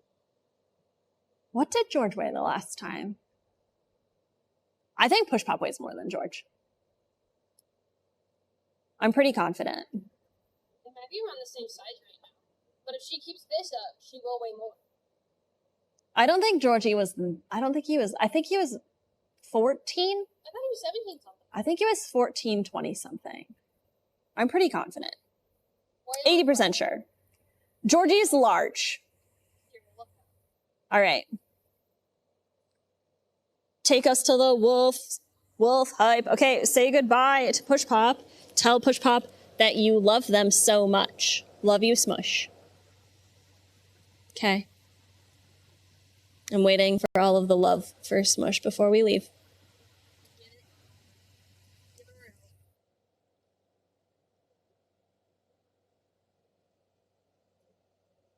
I appreciate you guys calling her Smush. Love you, Smush. Okay, enjoy your grazing. All right, let's go. Because then I get to go home.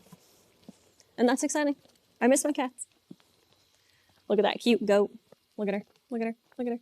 Look at her. That's a good goat, chat. Hi, sweetie. Are you doing? Are you doing so good? Hello.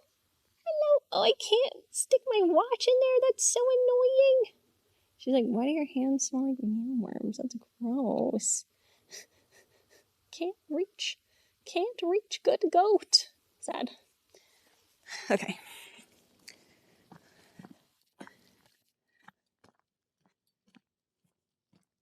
Kylie is good goat. Hello, friend. Good goat. I do not sleep in the nut house. Thank goodness.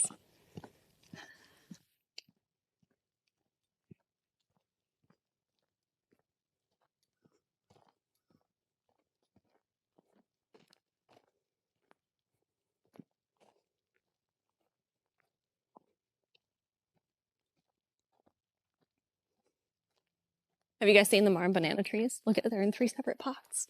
They're crushing it. They look so good. They actually do look so good. Excited about them.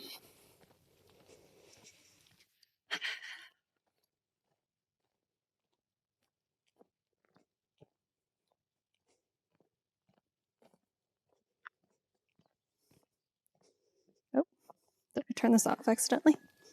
What did I do? Oops. I did.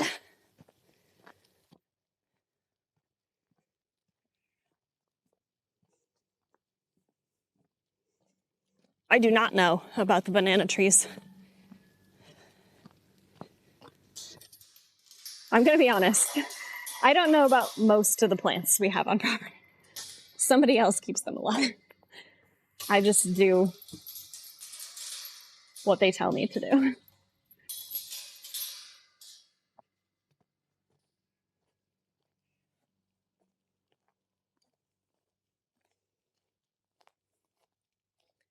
Ayla!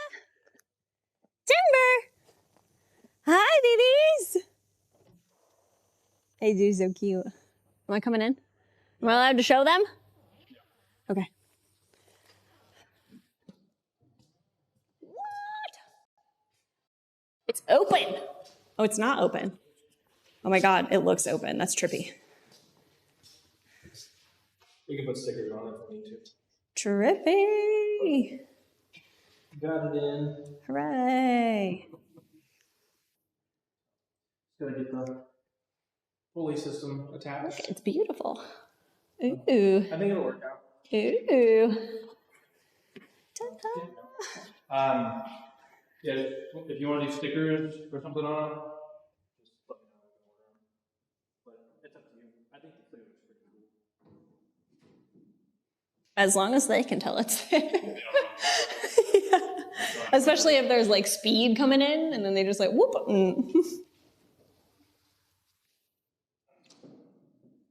Those doors are going to have so many nose prints. I mean, if that makes them visible, that's fine with me. They're already sitting around. They're ready. They're ready to come in. Huh? That's all right. Oh, well, you know. We'll just get the wolves to leave, and then we'll bring Appa over. We'll let him loose. That's not ever going to happen, chat. That's all I wanted to show. But it's coming along. We're almost done. We got the wrong parts for this. I got the wrong parts for the sink. Maybe get the frosted window sheets for it, chat is saying.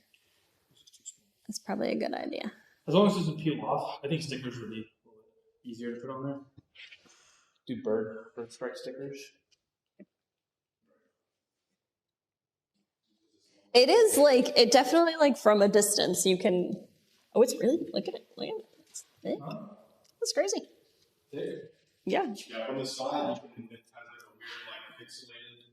Yeah, that's why when I like approached, I was like, oh, it's open. And then I saw it and I was like, oh my gosh, it's a force field, Hunger Games. Yeah. Shield. The pulley is not yet operational. Connor is working on it as we speak. Soon. I thought it was open, almost made my Tuesday. I think if it was open, we wouldn't be just like chilling in here, guys. We had it open for a minute. Time to cut this. There's a lot going on. Look at their little straw. Their little bedded area is so cute.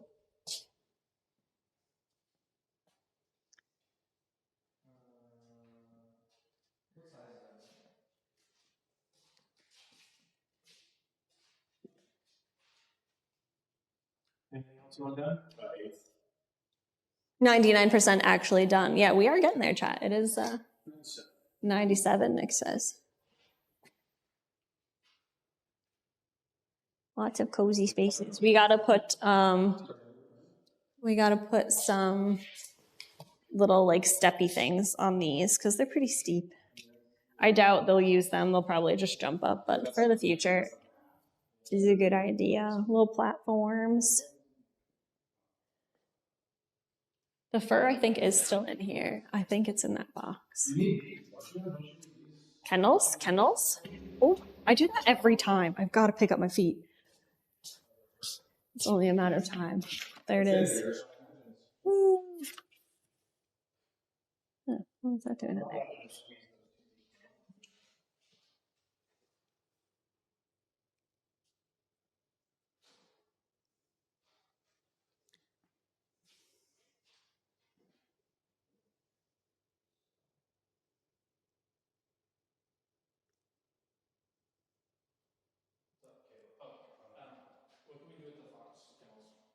We'll take them to the fox enclosure after the fox enclosure gets doctored.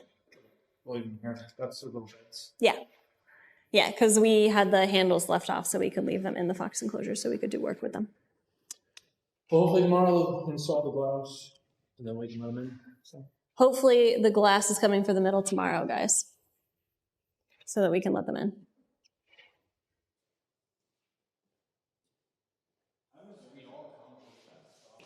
For those of you who asked, so there are 3 switch doors here, here, and here. So these 2 doors go out into the main enclosure. That's the human door, obviously. And then this door goes out to the shift pen.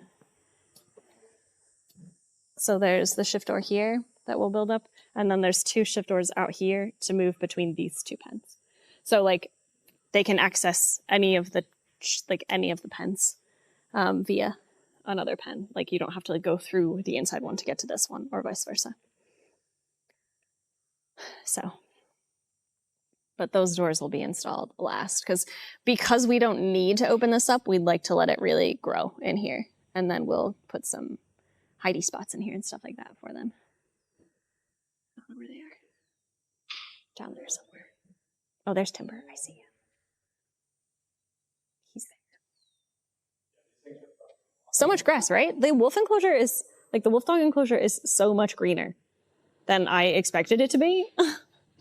It's somehow not very green, but also greener than anything else that's around, which is nice.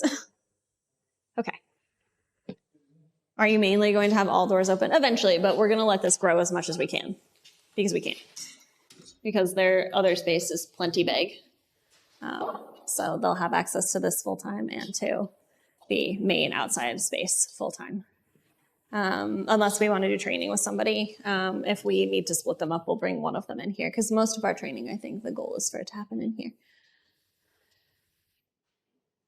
We did not get much rain over here. Not yesterday. We expected to get storms yesterday, but we did not. Connor and company did fantastic work in here. They've all done fantastic work. Shout out to Connor and Nick and volunteers. The AC will escape a little bit, but it's not going to be, so we'll probably keep the inside in here at about 80. It won't be any cooler than that. We've talked about potentially adding some plastic to keep some of the AC in eventually, but we want them comfortable moving in and out before we do anything dramatic. So over time, we will adjust as we can. But we won't keep all of the inside spaces that we have that are air conditioning aren't kept too cold, just so we don't shock their systems when they move in to out. Because if you shock them, they can't acclimate as well outside. So.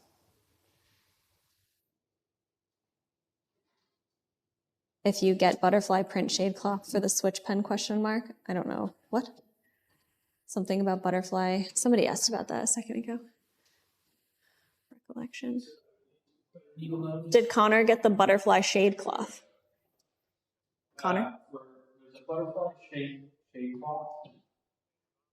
Stand for the Pasture, maybe. I don't know the price on it.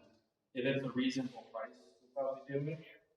But there's a good chance that's not a reasonable price. So it's a good chance we'll do it. Thank you for resubscribing, Chris. You may have already answered this, but what kind of training do the wolves go through currently? Mostly socializing, yeah. That's what A was doing mostly. We've introduced a syringe to them to see if we can get them used to taking things through a syringe, which is hopefully going to be very beneficial. And then ultimately, we're going to start doing free contact work with Timber because he's offered some pretty solid, reliable behaviors, and we feel comfortable working with him without a protective barrier. Awa is not at that point currently. She may never be at that point. I don't know what exactly Connor said, but he said something about probably not going with the butterfly shade cloth. I wasn't listening past that. Don't tell him. I'm sorry. We will feed them probably in both spots because we'd like the bulk of our training sessions to be inside. But Timber's doing really well. A was also doing really well, but the difference between them is that Timber is overall much more gentle, but he also seems to process our behaviors much better than Awa does. She's a bit more reactive. So we would expect her, I think, to be a lot more, I guess, defensive oriented than Timber. Are you going to pet Timber or what? What's the purpose of the training? The purpose of the training, hopefully, is to minimize the need to sedate him for future vet visits. So we've talked about, we have only talked about this. This is like something that we've only just now started to discuss, potentially getting him to self-muzzle or to wear a harness. He didn't do as well as Awa did under sedation. And as they get older, I think we'll probably only develop more concerns in terms of putting them under sedation.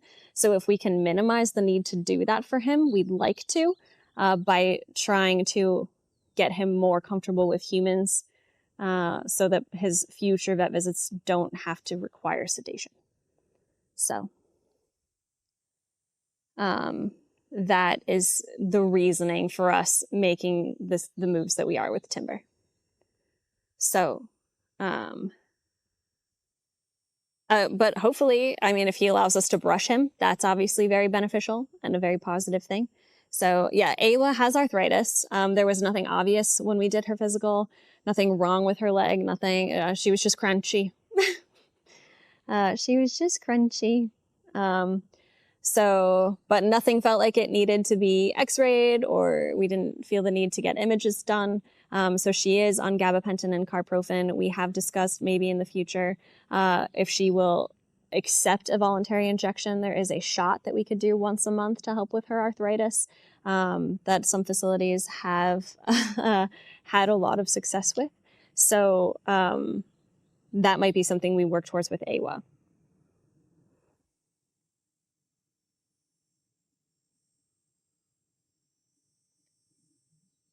Summer camp is a fundraiser. It's this weekend. It's going to be chaos. That's really the best thing that I can tell you about it.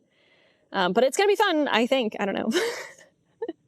It's going to be a wild time. We talked a little bit about it this morning, and there was a lot of me going, what summer camp did you go to, Connor?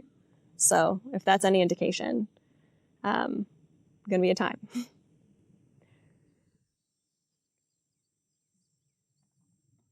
Do the wolf dogs have red eyes? No, they have brown eyes.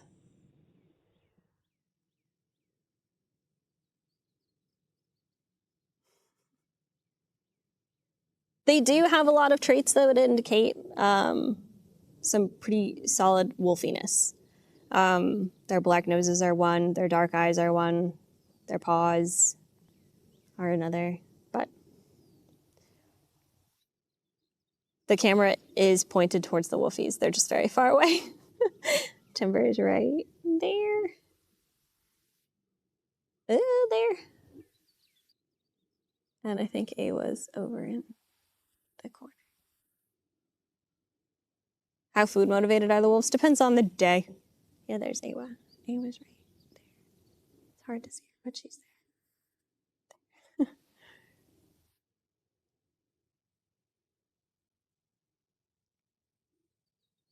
I don't know. I don't think Shruti plans on wearing anything crazy. It's all very much just something that we are preparing to try. Like it's very much could go differently. We just are hoping that it goes well. Shruti has the most experience, so she's the one who's going to give it a go. She is comfortable doing it. We will be around for reinforcements to step in as necessary. But I can't imagine she would walk in with anything that would be likely to scare him. He's kind of gotten used to us the way we are, so I would imagine she'll go in the way we are and start very, very slow. So we have received Timber's DNA results. Connor knows what they are. We have not received AWA's. There is no wolf racing planned for summer camp. I do not know of any spot on Timber's tail, but I will look tomorrow morning.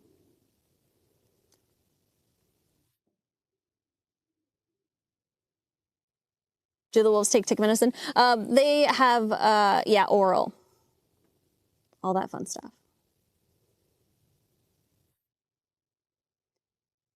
Shruti has the most experience with interpreting canine behavior on the whole, and she has worked with wolf dogs in the past. Shruti was a dog trainer before she came here, guys. So one of the first things that Shruti said when she got here was, it was literally my whole job to make dogs that hated me like me. So, no, A was over here on the left. Timber's still up here on the...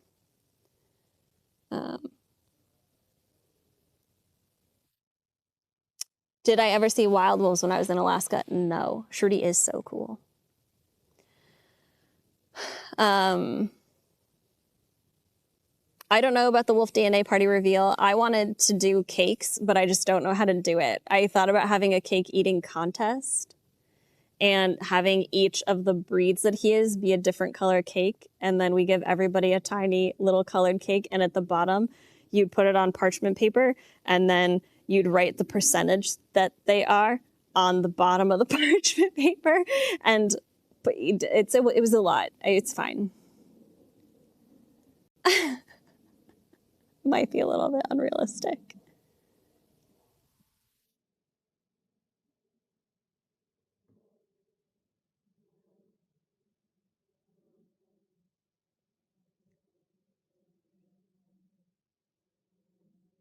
Just shove a paper in a cake and call it good. We can bake eggs into the cake, like the little plastic ones. They'd probably melt. I'm sure we could bake something into the cake, and then we could like crack it open or something. I don't know. I don't know, chat.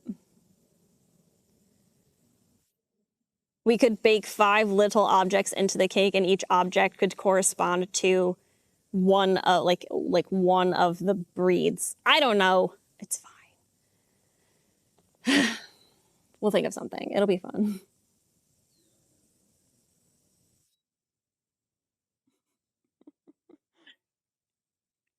Yeah, we're doing a reveal, so we have not. Can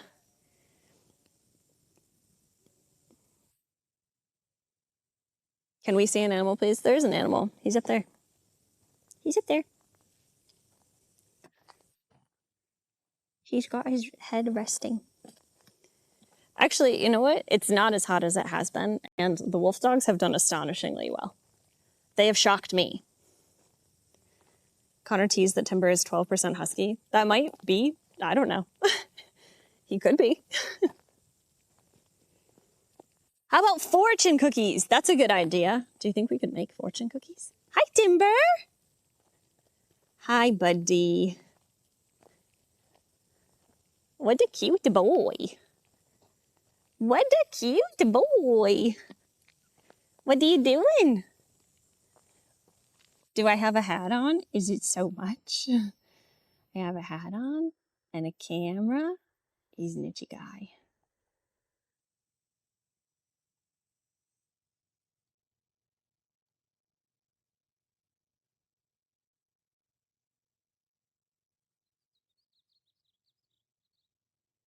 What a cutie.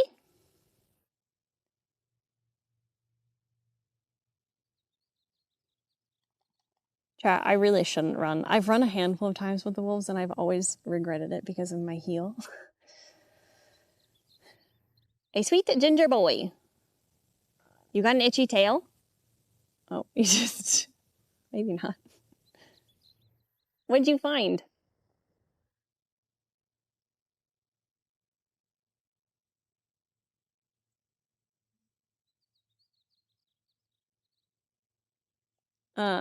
We have not fed them anything like wild. We probably won't.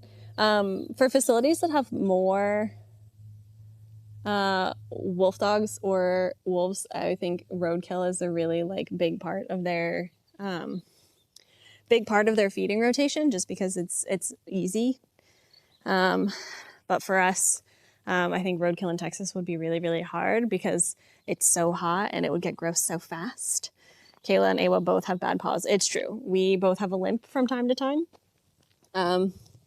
My doctor told me I got a shot of cortisone in my heel, and he was like, "This could be the last time your foot hurts for like a while, but that doesn't mean you should do stupid things because it's not fixed because it doesn't hurt." So.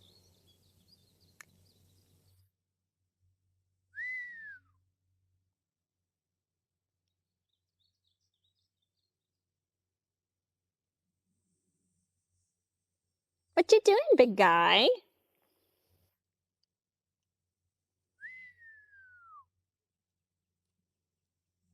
There he is. Awa! The princess.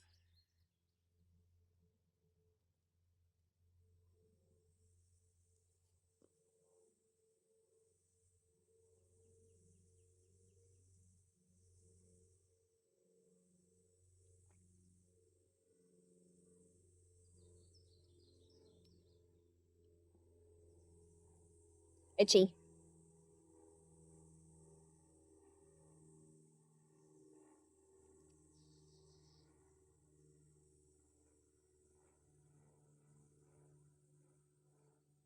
I wonder if I play a siren if they're howl. I don't really want to howl.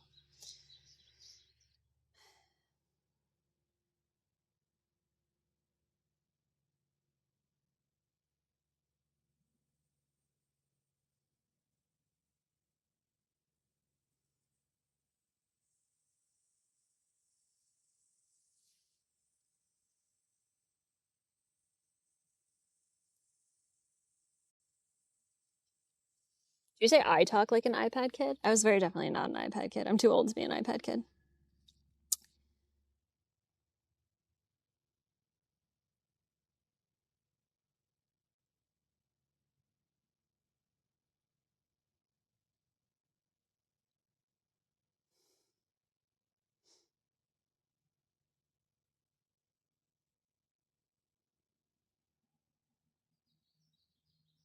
Fire truck siren. Should we try that?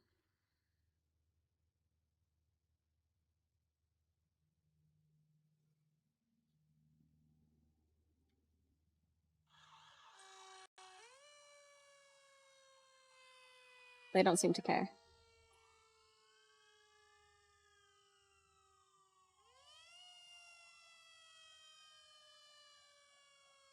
Oh, 8 was looking. Do you see her over there, chat?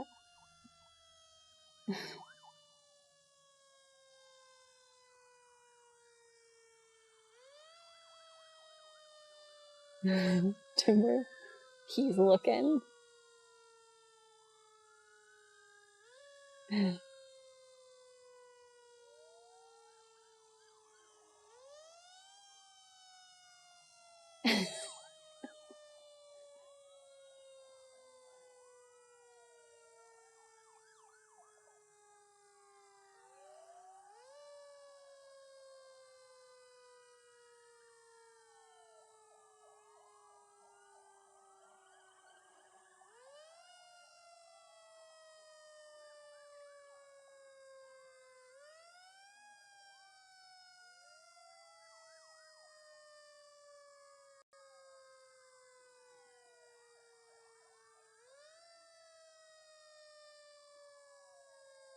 She's so cute. Oh, she's gonna do it.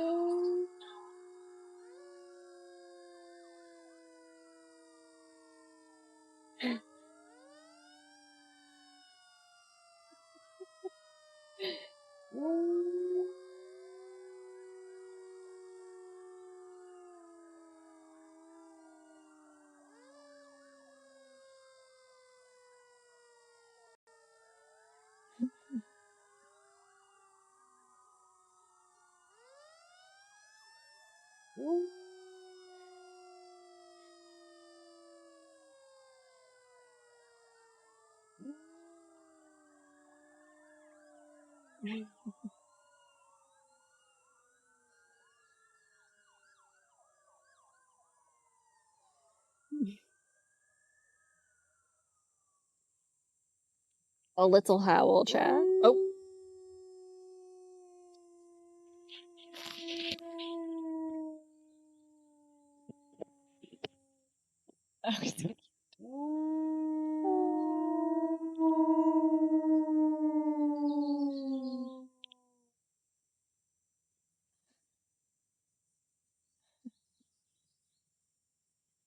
When I was out in Washington, we went out at about this time, and Pam and I started a howl, and they have like over 48 or 50 animals or something like that, and it was just like all of us, all of them.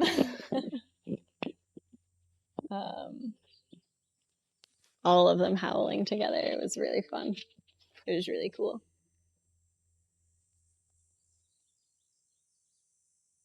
We could try a howl. I don't really want to howl in front of you guys, though.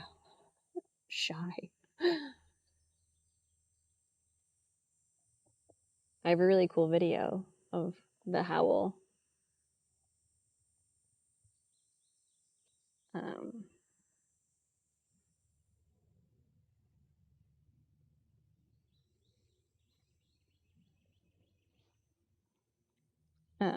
Let's see if I can find the video of it.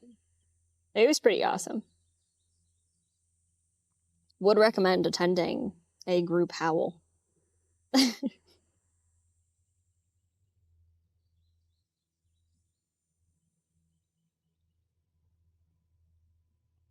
All right, chat. After this.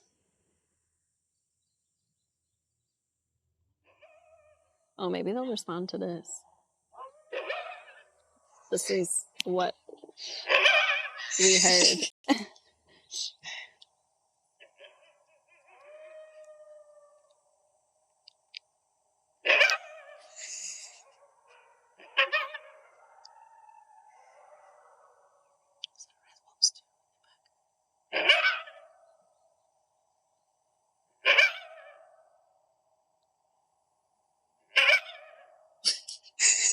Those are the red wolves.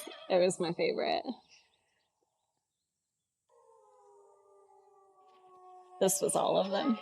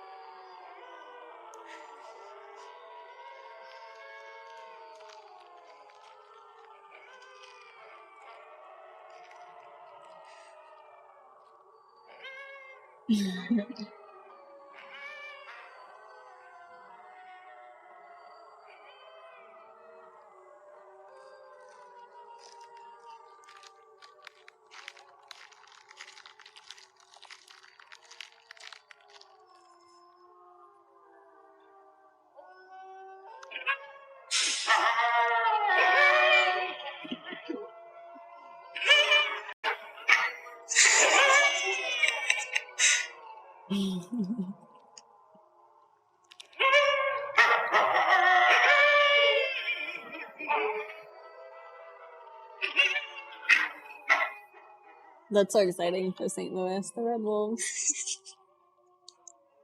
So exciting.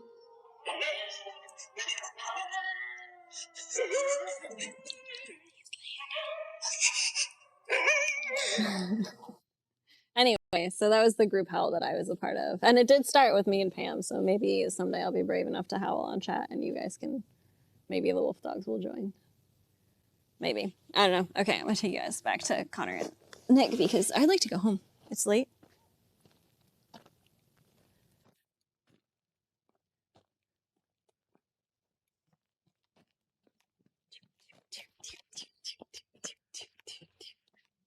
Hi, Timber. What are you doing?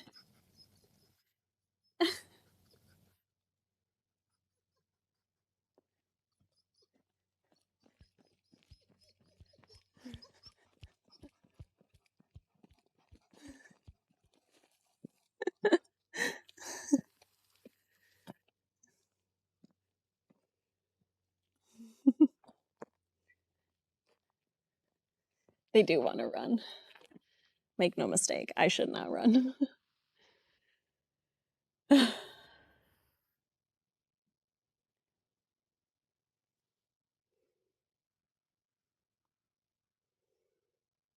Maybe Connor can come run with them real fast.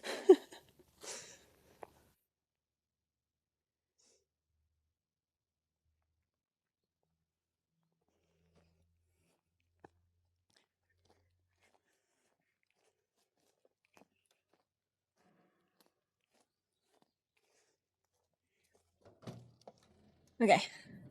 Hello, we're back. Ooh. What?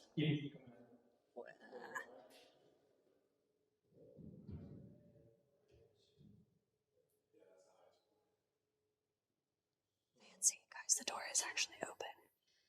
All right, should I go? Maybe I will go run with them then. They're just looking. They're looking.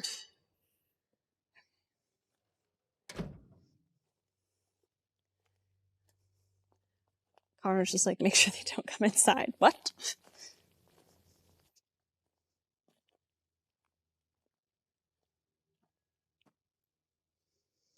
Okay. Save your heel. It'll just be a light jog. A light jog. I've never been good at listening to doctors. That's actually really bad. Listen to your doctor.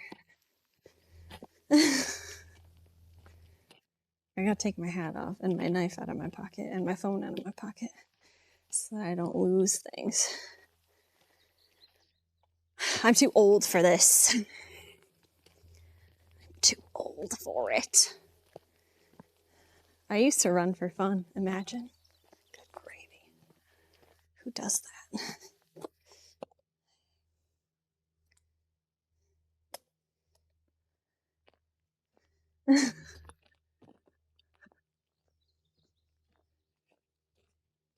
Where are they? I see timber.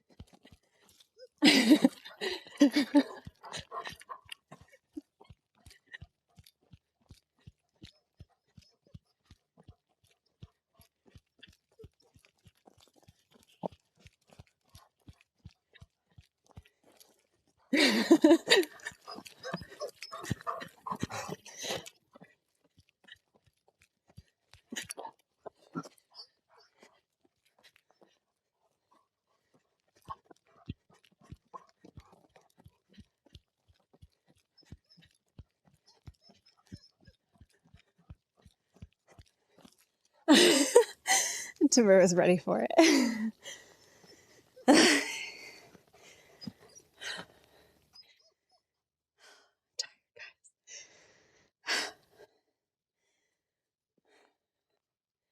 So Shruti actually talked to us a little bit about watching their tails when they run. And essentially, if they hold their tails like straight out or like down lower, it's like excited, they're having a good time. But, oh, there's shade up there, that's cool. But if they have their tails up high, it could be like overstimulation, a little bit of anxiety. So, oh, he's excited. He says, I'm ready. Did you get a little snack? A little snack. So nice.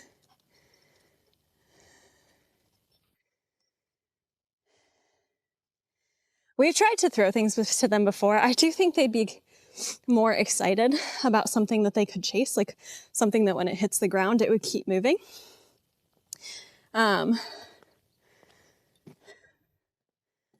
But we are wary to give them anything that we couldn't like take back from them quickly if it went south. So I think eventually we might work up to being like, maybe we could try a tennis ball. But if for some reason they like took it and just like destroyed it, that would be not ideal.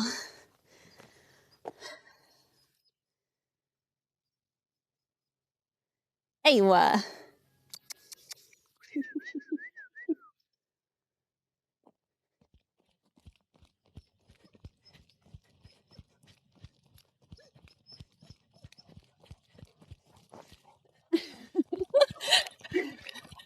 She's so fast.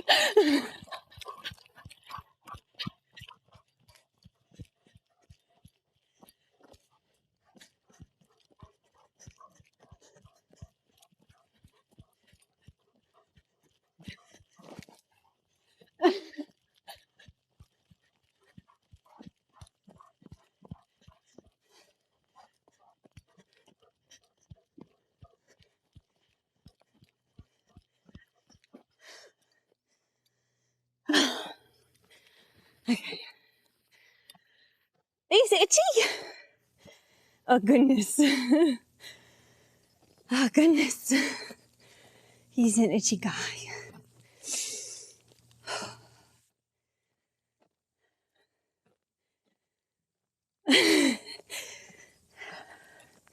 I'll take a lot of ibuprofen in the morning. It'll be fine. Okay. Okay. My hair fell out. It's all over the place.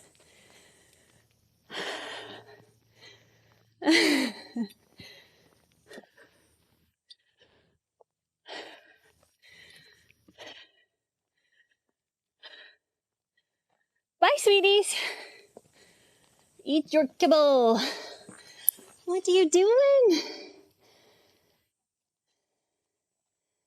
Going to boop the snoot. To boop. And then to boop.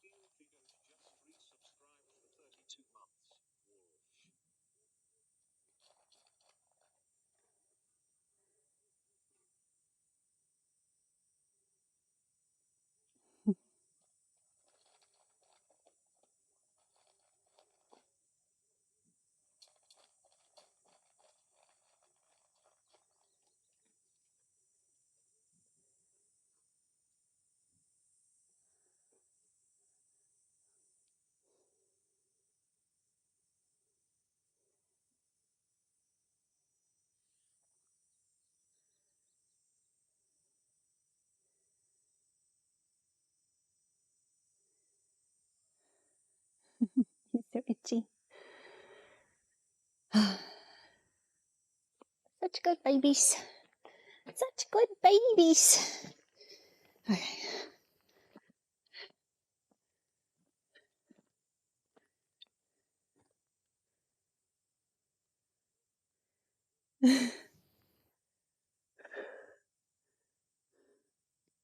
Ugh.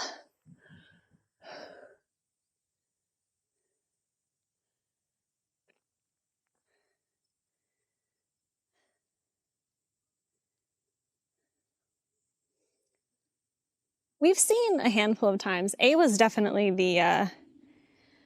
the one that, like, if she wants something, Timber tends to yield to her. We've seen him snap at her like once or twice. But generally speaking, if she wants something, she gets it. Huh. Hi, Timber.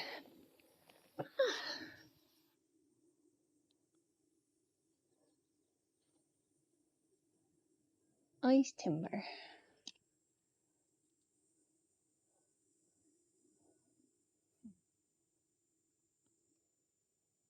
They're so cute.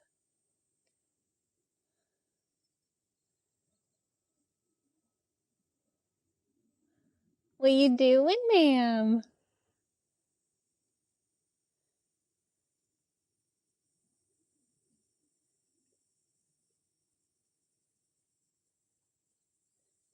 She drinking over there. She's drinking.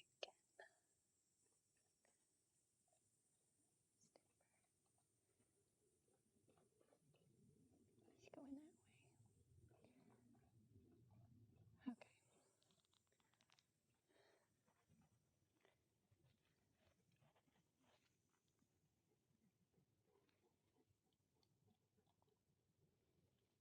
Bye, princess. She's going.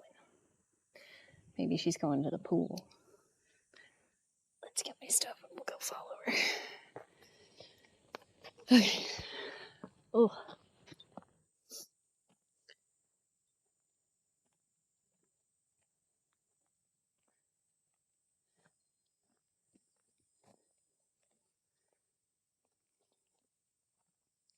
I don't know if the foxes would like a water feature. We've tried to give them a big pool and they've not cared.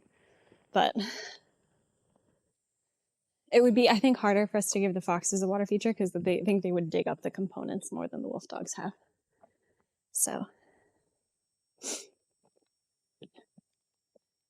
I'm assuming the door's closed by now. It would have been open for a very long time. Bye, sweeties. Okay. Okay.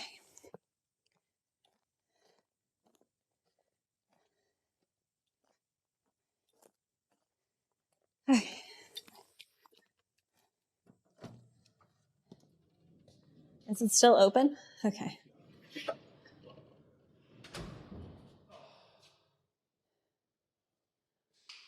How are we feeling? 99% done with this project. What?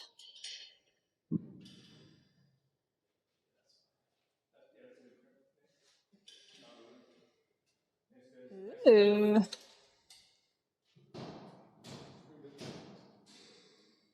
We're gonna put a carabiner on it, but try lifting it. You're not gonna put like a handle on it? Just a carabiner? There'll be a carabiner. Not that big. Look, you can keep going. I'll stop it. Well, do I have to keep going? No, but Okay. I just want to show you. It hurts my hand.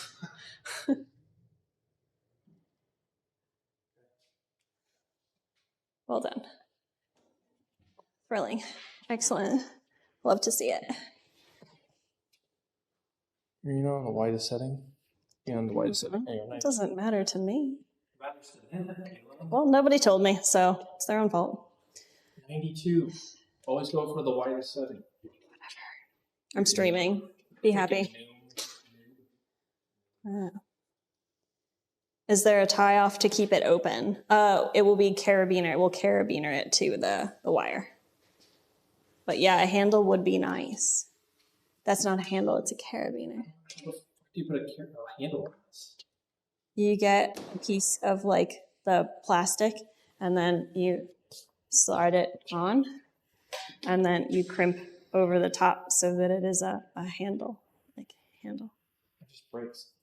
What? Feel the carabiner. Take that. No, because what are you talking about?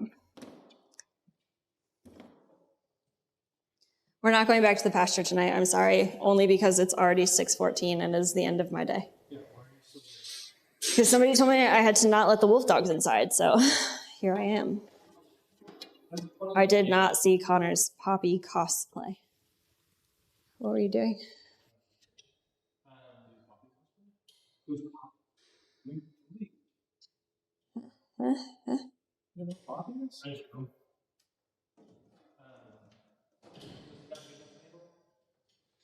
Dude, no. What are you talking about?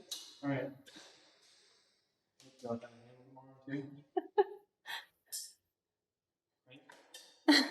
You want the crank first.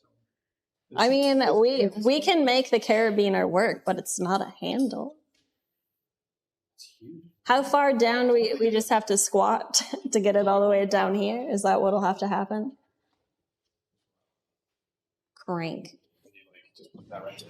Just like crank it. Yeah, it's not awful. We could probably do without a handle. I think this is a very good. Yeah. Put a piece of PVC. Just cut a piece of PVC. I could do packs. Found the blue handle.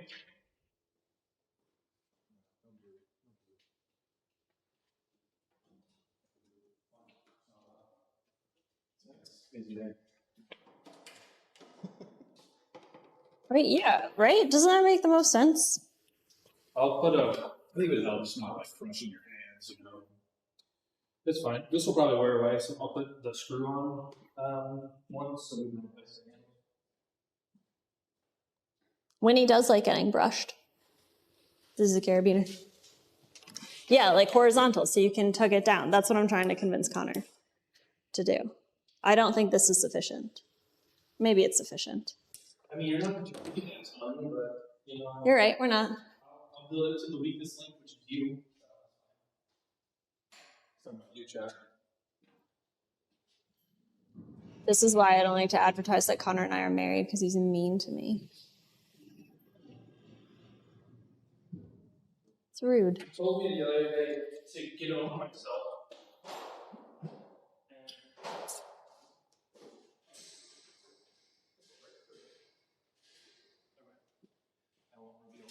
You said to me. Jack can't hear you, so whatever you say, I will be able to refute.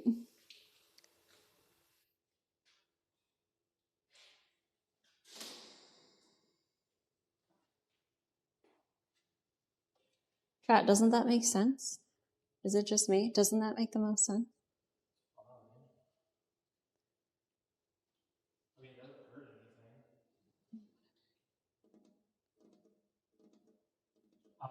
You guys just have to inspect the cables because we crunked it pretty hard onto here just to make sure it doesn't snap on you in the future. So it shouldn't, but you just inspect it every so often. Okay. You just look at it.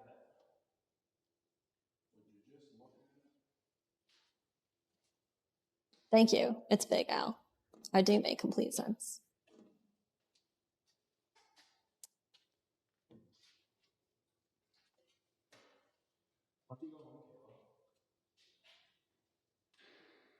I'm getting there.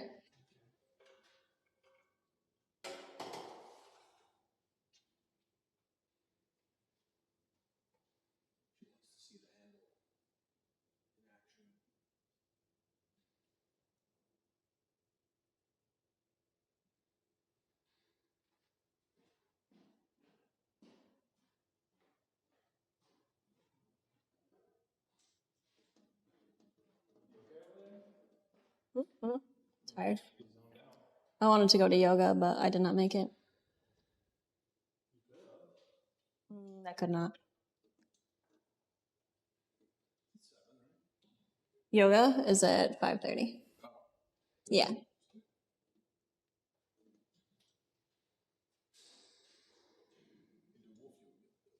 I did a what? Were you making it? I played a siren, and then Awa howled, and then I joined her briefly. Yeah, you can do it up on the deck now. Connor, oh, sorry, not Connor. Chat, I cannot tell you with any more confidence that I will never, ever, ever participate in goat yoga. Yoga's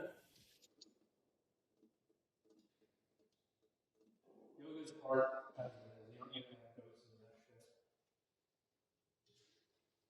If they're nice goats. Yes, that's significantly easier, Kayla.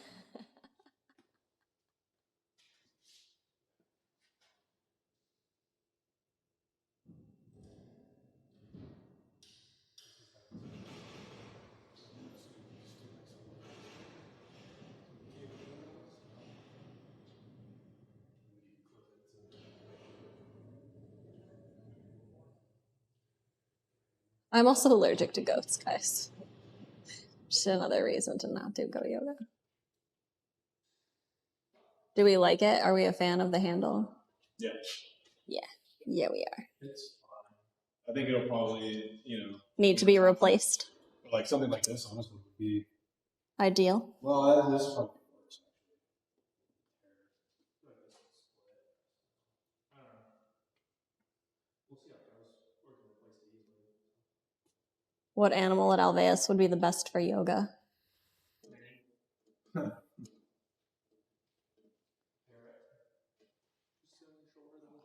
Yeah. They're screaming in your face. No. Yeah. Enjoy the ride. Georgie best for meditation, 1000%. It's got zen to him for sure.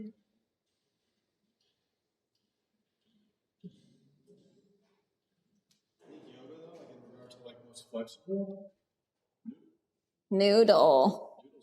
Noodle yoga. Snake pose. I don't even want what would snake pose. There's a lizard pose. Toast could do yoga. Lizard pose. Lizard pose is he's a lizard. Skinks aren't lizards? Oh, no. Are you sure? Yeah. No. Look it up. Okay. Huh? Lizard pose is where you're like down and you put your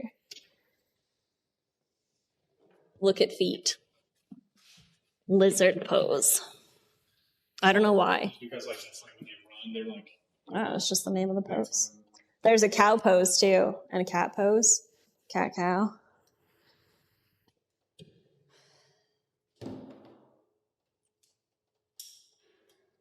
Yeah. Skinks are lizard belonging to the family of Skimicidae. Skinks are lizards. Why do you try to convince me that I'm wrong all the time?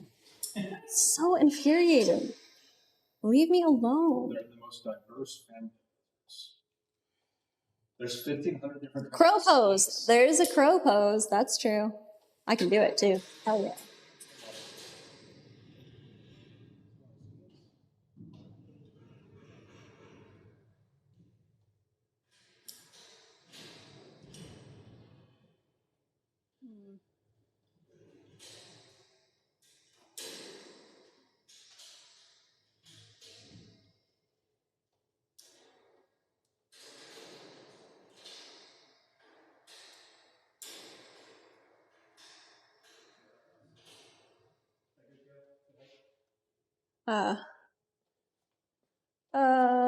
I mean, I'd probably pull it up all the way, but that's just me.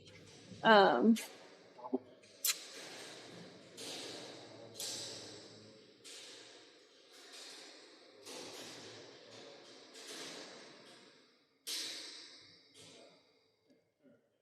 also do think it would be wise for a double safety. Like when I was at Wolf Haven, they had a clip where they would clip the handle up, but they also had like a bar that they put in through this. They're not lifted. Lifted. No, it's to keep it from falling down if this breaks. Yeah, if it's up. That's not a bad idea. That way, if it's up and this breaks, this is caught. So like they can't get caught underneath it. I also trust Wolf Haven. Pam knows what she's talking about. So it's just a good idea, especially if they're like comfortable enough, like with us being in their space, we can just put a bar in when we first open it and it should be fine. I'll pick it up. Well, actually,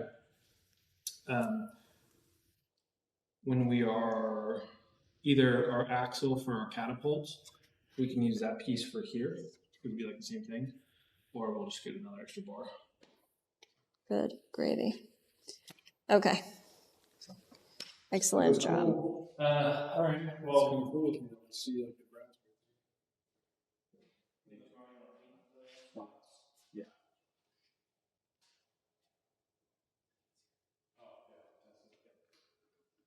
What? What are you guys talking about? We're plotting. You even heard that? Are you going to cover that for the night so they don't think they can come in here? You should see like I just don't want them to run into it. I can do this. What happened here? What was going on here? What is... You kicked it? You tripped. He tripped. He tripped.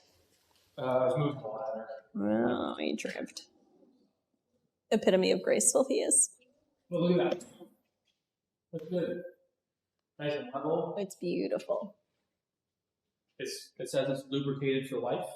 That's charming. And this ever gets a little tough for any reason, some WD-40 or some silicone lube Excellent. here. Superb. Love that.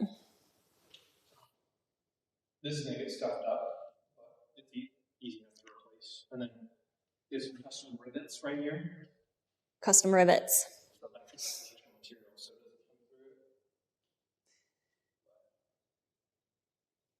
doesn't come through it. Connor, now that we have Connor here, does Alveus have a different sub split with Twitch because of the charity? I don't know if I'm allowed to talk about that. Okay. I'm going to give you all the information. We don't get it because we're a charity. No, we can talk about it. Yeah. We run the Partner Plus program. I don't know if they can hear you. We're on the Partner Plus program. We don't get a special cut because we're a charity, though. Okay. But we get the charity donation thing that has 0 fees, which is absolutely amazing. There's no other platform that has 0 fees for the donations, like through the donation goals. So we do get that, which is huge and amazing with Twitch. And they're probably just handing us tens of thousands of dollars by covering fees that we don't have to cover. So big shout out to Twitch. Mr. Dan, thank you. Big shout out to Twitch.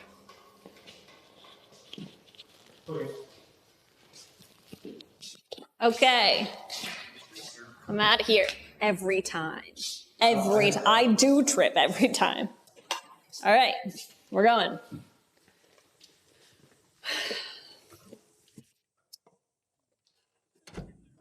Bye, babies. What? Chat. We're leaving.